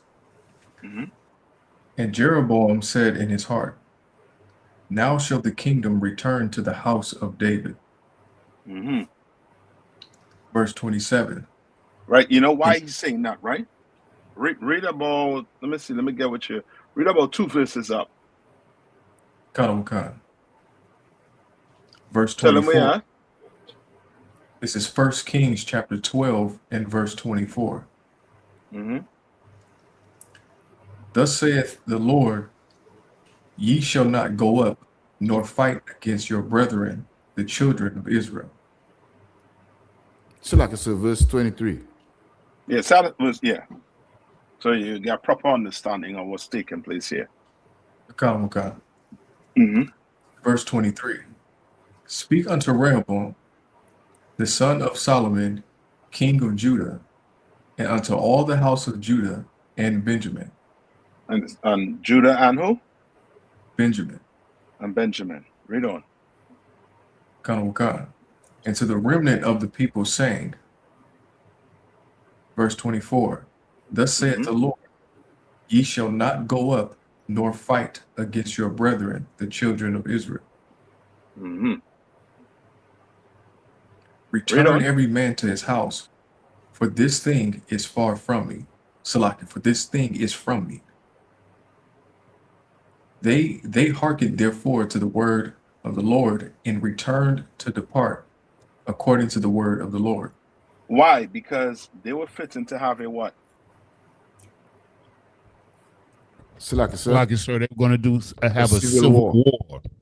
Yes, a civil war. You understand? They were fitting to have a civil war, and the Lord stopped it. Right, read on.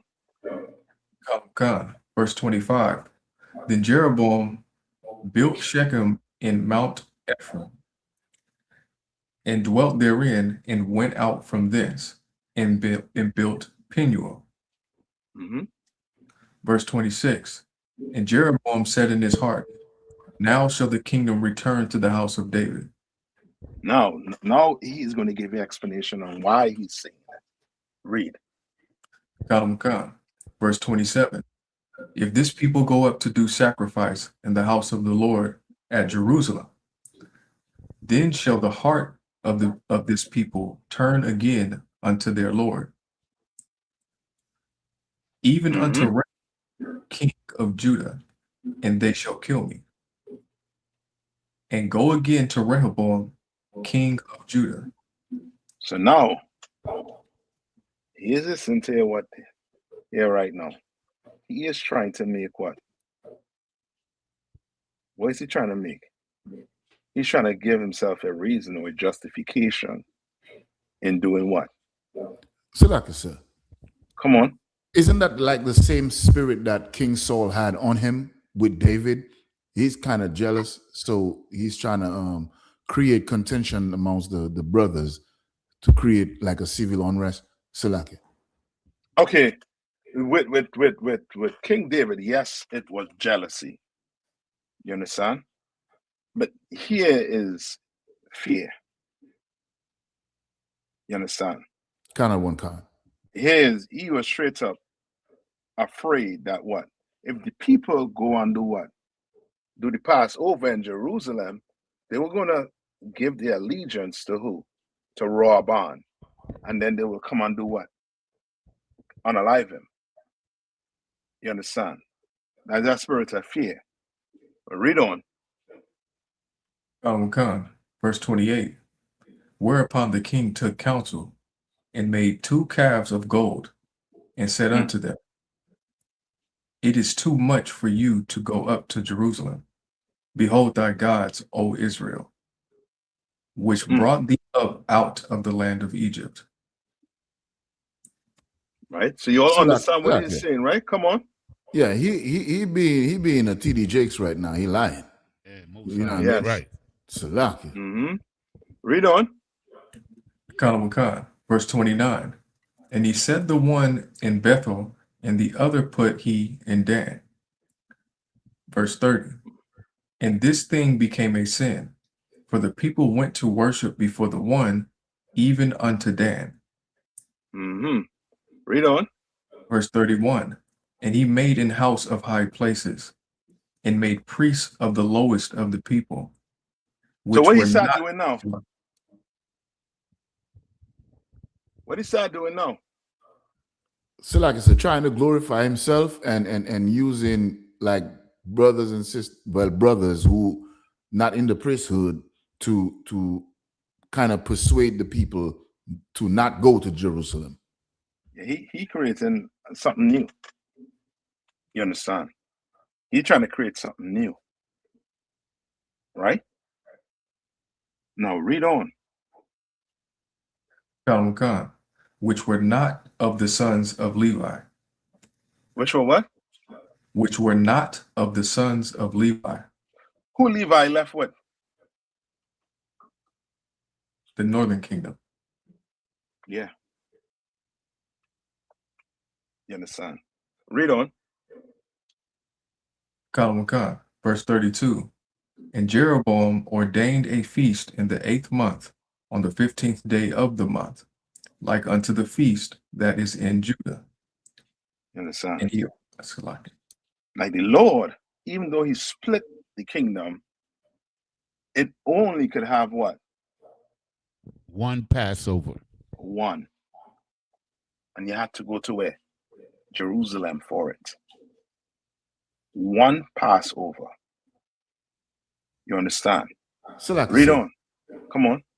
If I may, would it be safe to say that this brother right here was actually a fake Israelite, like, you know what I'm saying? I think that's what wait, call it. I think that's what Iraq was trying to allude to with this house of David. But they'll be more or less like what Christ said in the New Testament, where he tell them leave them alone. Like they went and tried to build a separate camp. You understand? Now on this level, you understand? Remember, the kingdom was split by who? The Most High. By God. He split it. You understand what I'm saying? He split it. Why? Because of what? Why did Solomon he split it? did. Because of what Solomon did. And it's still, like I said, we're talking about like him dealing with strange women and dealing with their gods and stuff like that, right? Yes. Yes, just Because for of what context. King Solomon did. Yes. Come on. Right? Read on. God. And he offered upon the altar. So did he in Bethel, sacrificing unto the calves that he had made. And he placed in Bethel the priests of the high places which he had made. Verse 33. So he offered upon the So he offered upon the altar which he had made in Bethel the 15th day of the 8th month, even in the month which he had devised of his own heart, and ordained a feast unto the children of Israel, and he offered upon the altar and burnt incense. Right. Which this you know, and I think if you read on the story. I can't get it right now, the specific verse, but it tells you that some Levites left and went because of that. I went to Judah and Benjamin, to basically Judah. All right? Just letting you know, when it comes to the Passover, when it comes to doing these things, the Lord chooses what? One. What did the Bible say? God is not the author of what? So like it's confusion. Yeah, he's not the author of confusion. He's not. You understand? All right.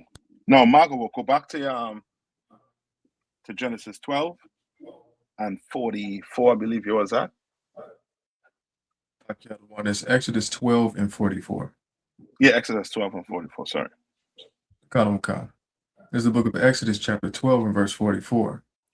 But every man's servant that is bought for money, when thou hast circumcised him, then shall he eat thereof. Right. So who we talking about here? Israelites.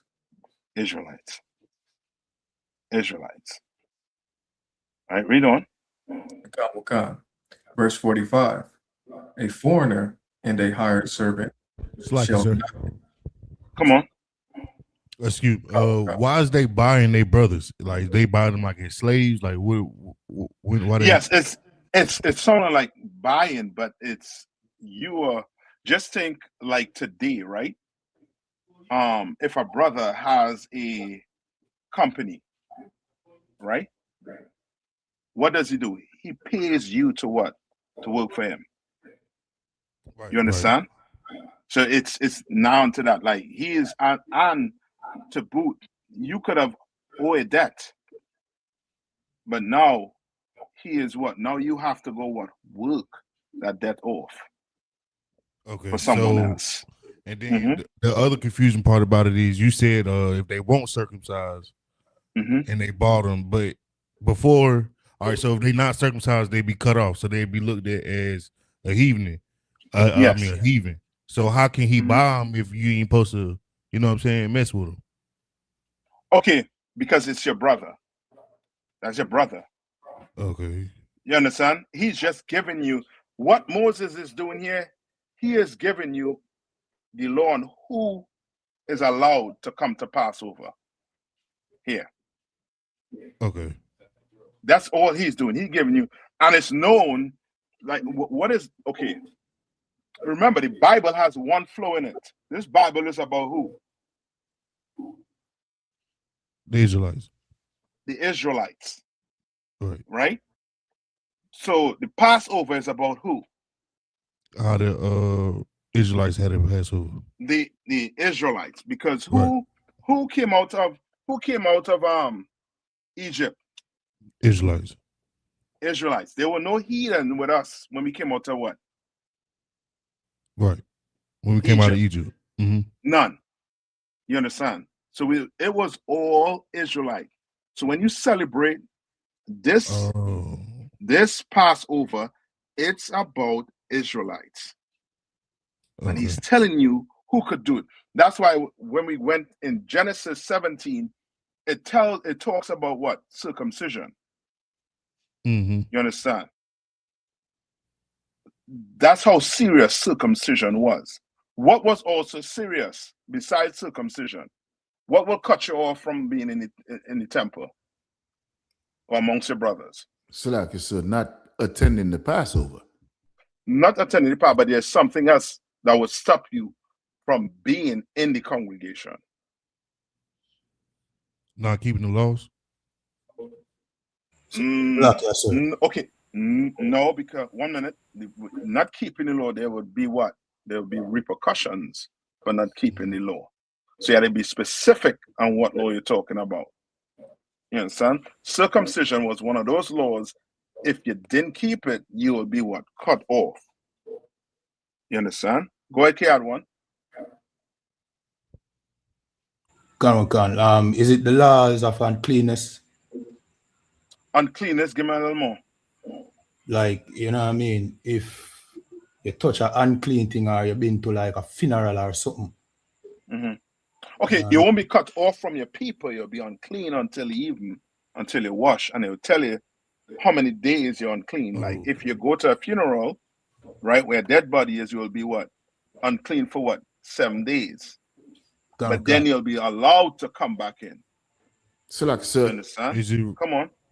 Can I give it a shot? Go ahead. Is it sleeping with other nations? No, you're getting to something. You understand? What happened to Phineas? What's his name? Yeah, Phineas had while I'm gonna just give a backdrop of the story. While Moses and the children of Israel and Aaron was, telling them that they can't do certain things, this brother brought a Midianitish woman into his tent and was having sex with her. And then Phineas, the brother, used a javelin to pierce the brother through his back and the woman through her stomach. And then it said, when you read further down, the plague of Israel was stayed, meaning that them losing battles and all that thing going on with our nation, had stopped because of that specific one brother, just one brother, sinning against the law, statutes, and commandments.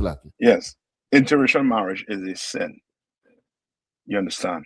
And it's in the Old Testament, remember, it tells you what? If your father had interracial marriage, what would happen to your generation? What happened to his generation, I should say? They weren't allowed to come into the congregation until what? 3 generations. Until, yes, after. You understand? And that would mean what? His son would have to marry what? An Israelite. And then his son would have to marry what? An Israelite. And then his son would have to marry, like the Lord made sure what? No other nation was inside our nation. That Passover is very serious. You understand? Yes, the 3rd and 4th generation. You understand? Right? Certain things, you know what I mean? And circumcision, you were not circumcised on that 8th day, or you were cut off. And now, okay, the white man has done such a I would say a good job on brainwashing us to the point where, how many of you ever see the 10 Commandments? You ever see the 10 Commandments? One concept. Remember the 10 Commandments? Were any black people, African American, in the Black Commandments? I don't think so. You can look up the cast. Somebody look up the cast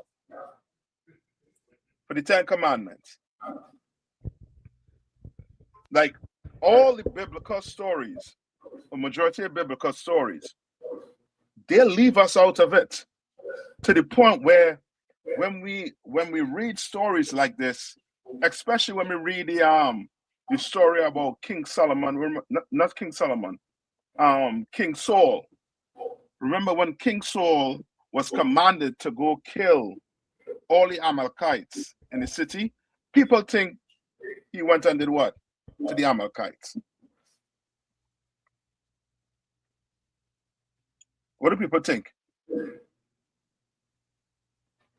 about that story when it pertains to the Amalekites? He went to talk to them and persuade them not to be evil. No, the Amalekites, no. The Lord sent us in there to kill everything in that city. But when people read it, somehow they think they committed genocide on the entire nation of Amalekites. When it was just what? Those people in the city. You understand?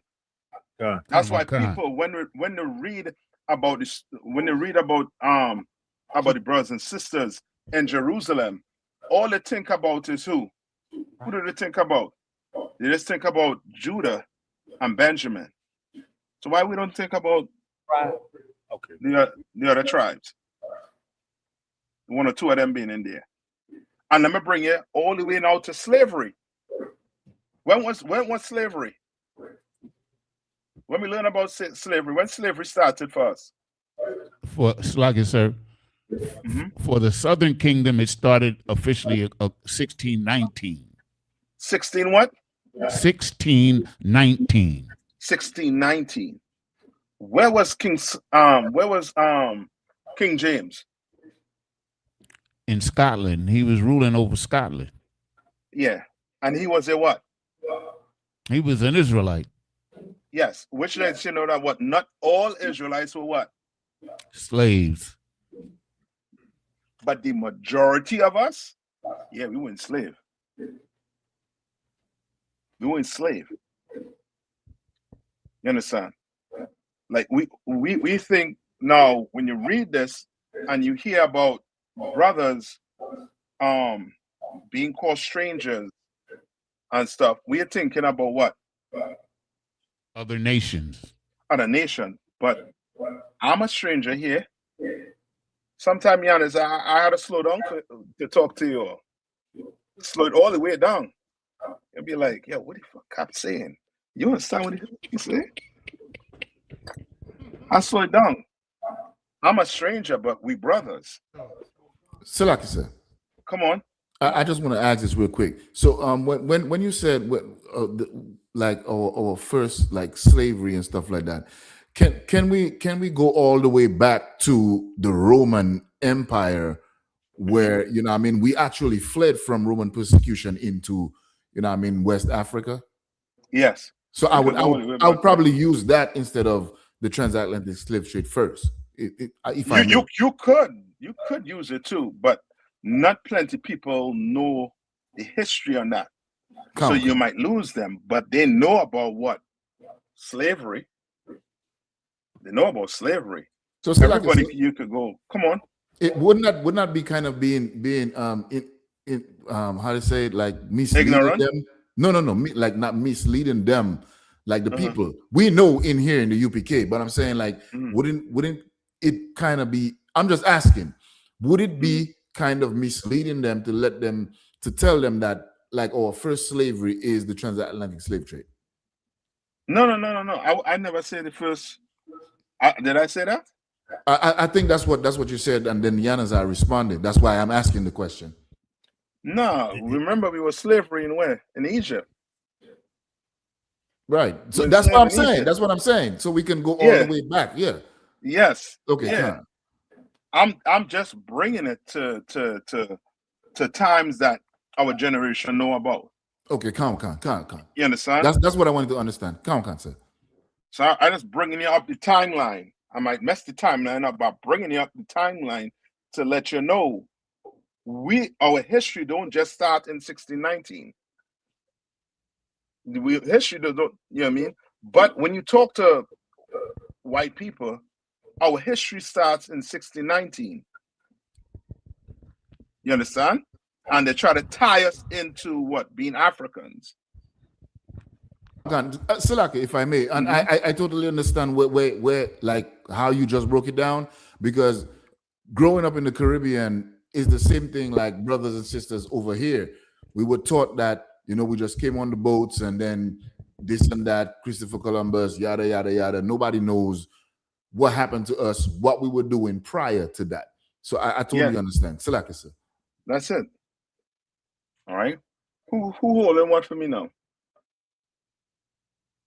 Margo, you finish reading that? Let's finish reading it. I got one. There's one more verse left. Come on, go ahead and finish it. Verse 40. This is the book of Exodus, chapter 12, and verse 45. A foreigner and an hired servant shall not eat thereof. You understand? A foreigner and a hired what? And a hired servant shall not eat thereof. Right? What is that talking about?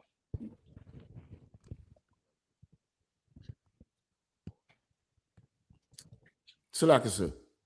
Come on. Yeah, if I have a company and I have let's say like an Edomite or East Indian working for me, you know what I mean, or whatever the case may be, and then we have the Passover, they can't come. That's all. That's it. Understand? Like he's being specific on who can't. You can't come. You understand? He's telling you who cannot come to it. If you ain't circumcised, you can't come. If you're a foreigner and a hired servant, you cannot come. You understand? That's why we tell you, you go to work and work with Esau, you just go and work, man. Make your money. When you leave from that job, you come back to your people. You come back to that black realm that you're supposed to be living in. Nolan Wells didn't know it. And what happened to him? Exactly. He had to learn the hard way. Unalive. You understand?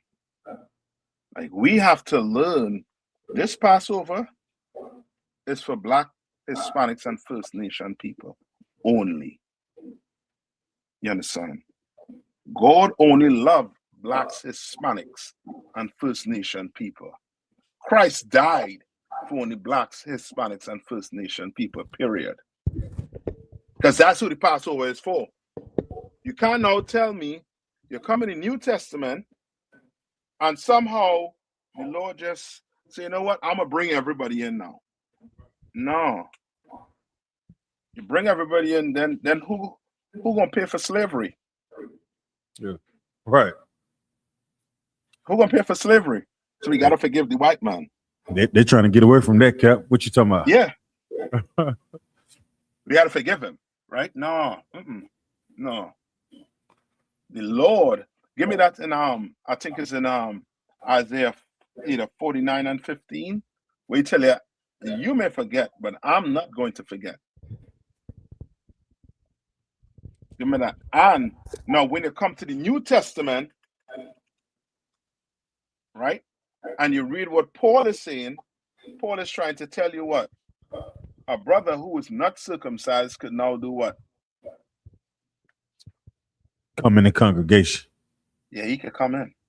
A brother who is a product of interracial marriage, meaning his father being an Israelite and his father having sex with a non-Israelite, that brother is allowed to come in. He don't have to wait, what? Generations to come in now. He could come in now. You understand?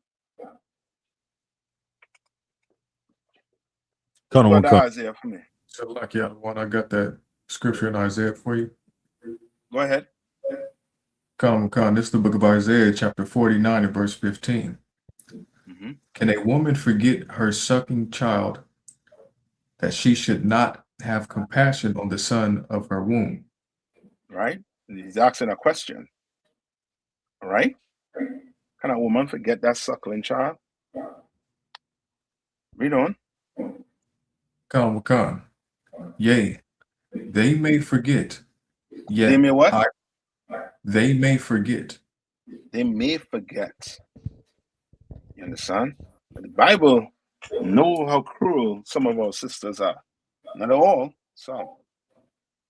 Yes, and you sisters here in the UPK, you ain't cruel like these sisters in the world. Sisters in the world. Oh boy, abortion. You talk to them about abortion, they're gonna watch you like, you know what I mean, you know what I mean, trying to, I don't know, you mean hurt them. You don't care about woman's health. You understand? What about the baby health?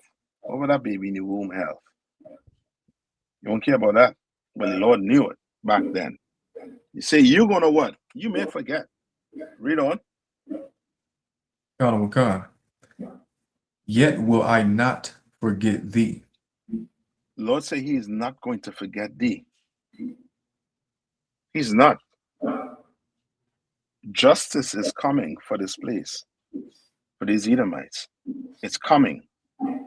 You can pretend to be an Israelite for as long as you want. That is not going to stop justice from coming. Right? Any more on that? Good on that, right? Okay. All right.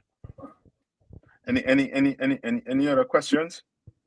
I had the rest for you, right? I'll get the rest for you, Marco War. All right.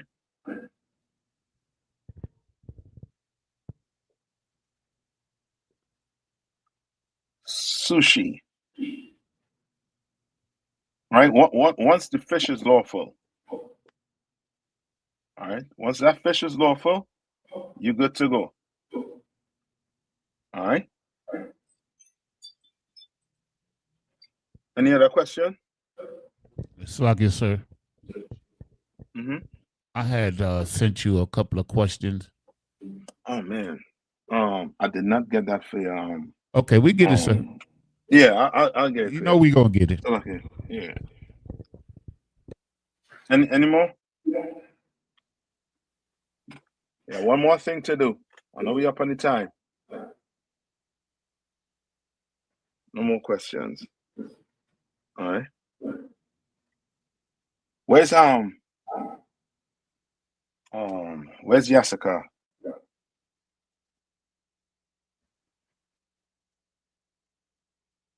Come front and center, Yasaka.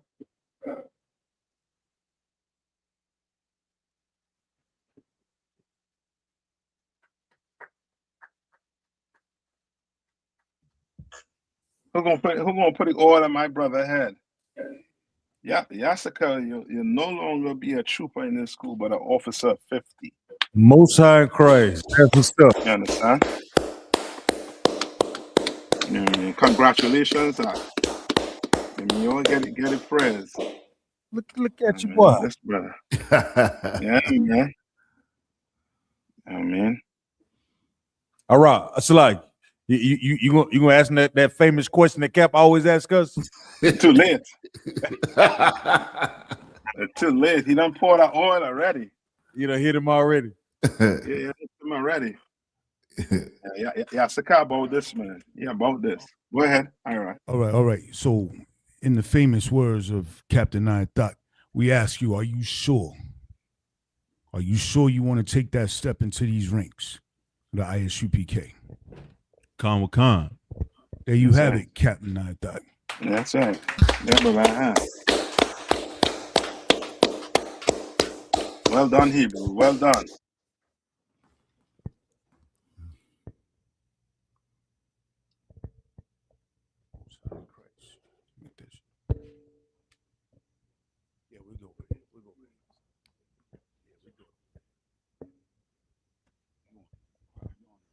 Go ahead.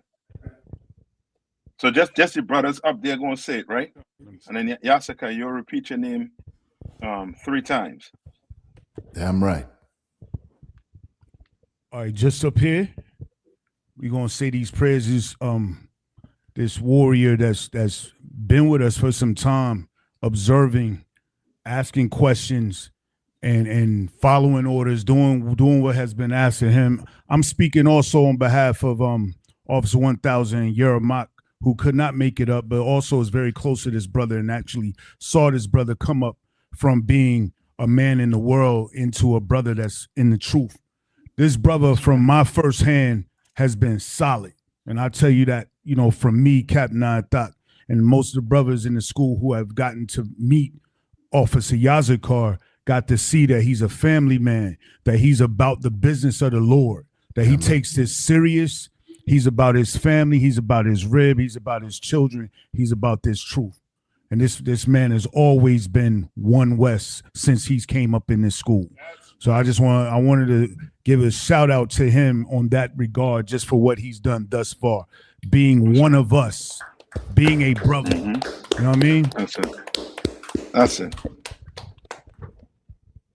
And one more thing, Salagi, sir, and Commander Junior Hana does not allow us to give up on one another.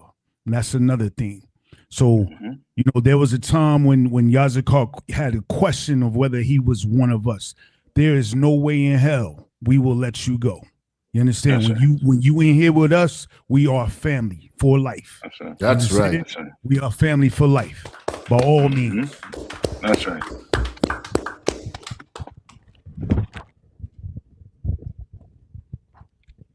Back here in the Hebrew, Yabaraki Yahweh, Wa Samarka, Yahweh Yahweh, Pun Yahweh, Al Yakam, Wa Yakunka, Yasa Yahweh, Pun Yahweh, Al Yakam, Wa Yasimlaka, Salam, Yahweh, Bahashim, Yahweh Shai, Barak, Rapah, Magun, Hagun, Yazikar,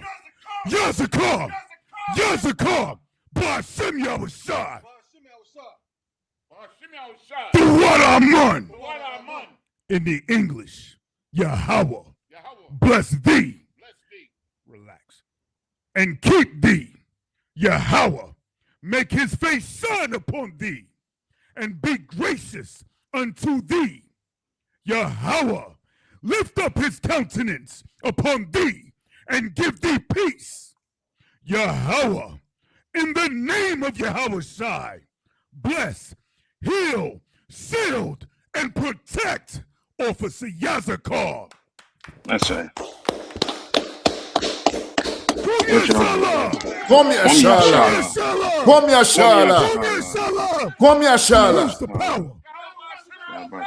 Who's the power? Yahbashim Al-Shai is the power. Who do we fear? The Father we fear. Who do we fear? The Father we fear. Who's your king? Yahweh Shai. Who's your king? Yahweh Shai. What's your name? Israel. Israel. Israel. Israel. Yajimata. It's on you, Captain Nayathaq. Now with that, I'm gonna pass the class over to priest. Who's the guard for you all down there? Officer Nayathaq, sir. I'll pass the class over to priest and Officer Nayathaq. Good job.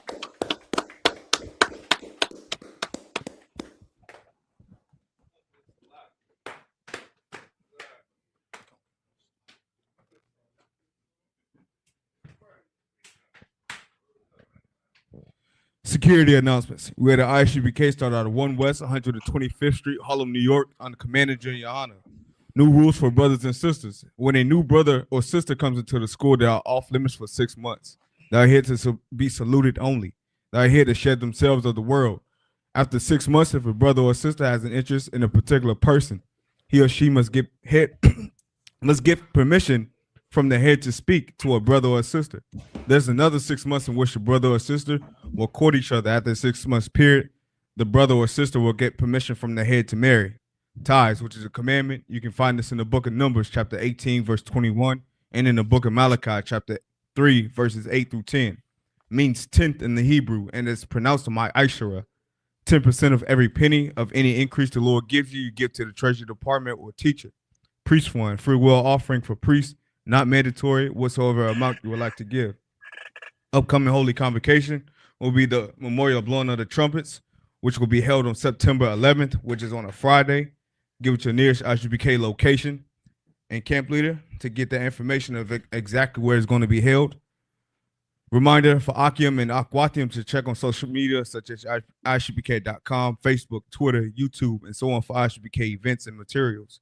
If a brother wants to become a trooper in the school, then he has to start wearing all black, which includes black boots, shirts, pants, headband, or scarf. And with that, Ahmadium. But sisters, Yashab. Men of Israel, we're going to render one courteous salute to the teacher. Men of Israel, Ahmadium Shabbat, Ahmadium, Barak, Yahweh Shem Yahweh Shah Brakathum. Yahweh Shem Shah Brakathum. Saw and face the sisters. Sisters, Ahmadium, which means to stand. Men of Israel, we're going to render one courtesy salute to the sisters. Men of Israel, Ahmadium Shabbat, Ahmadium, Barak, Yahweh Shemal, Shem Yahweh Shah. Yad Matah. And with that, class dismissed.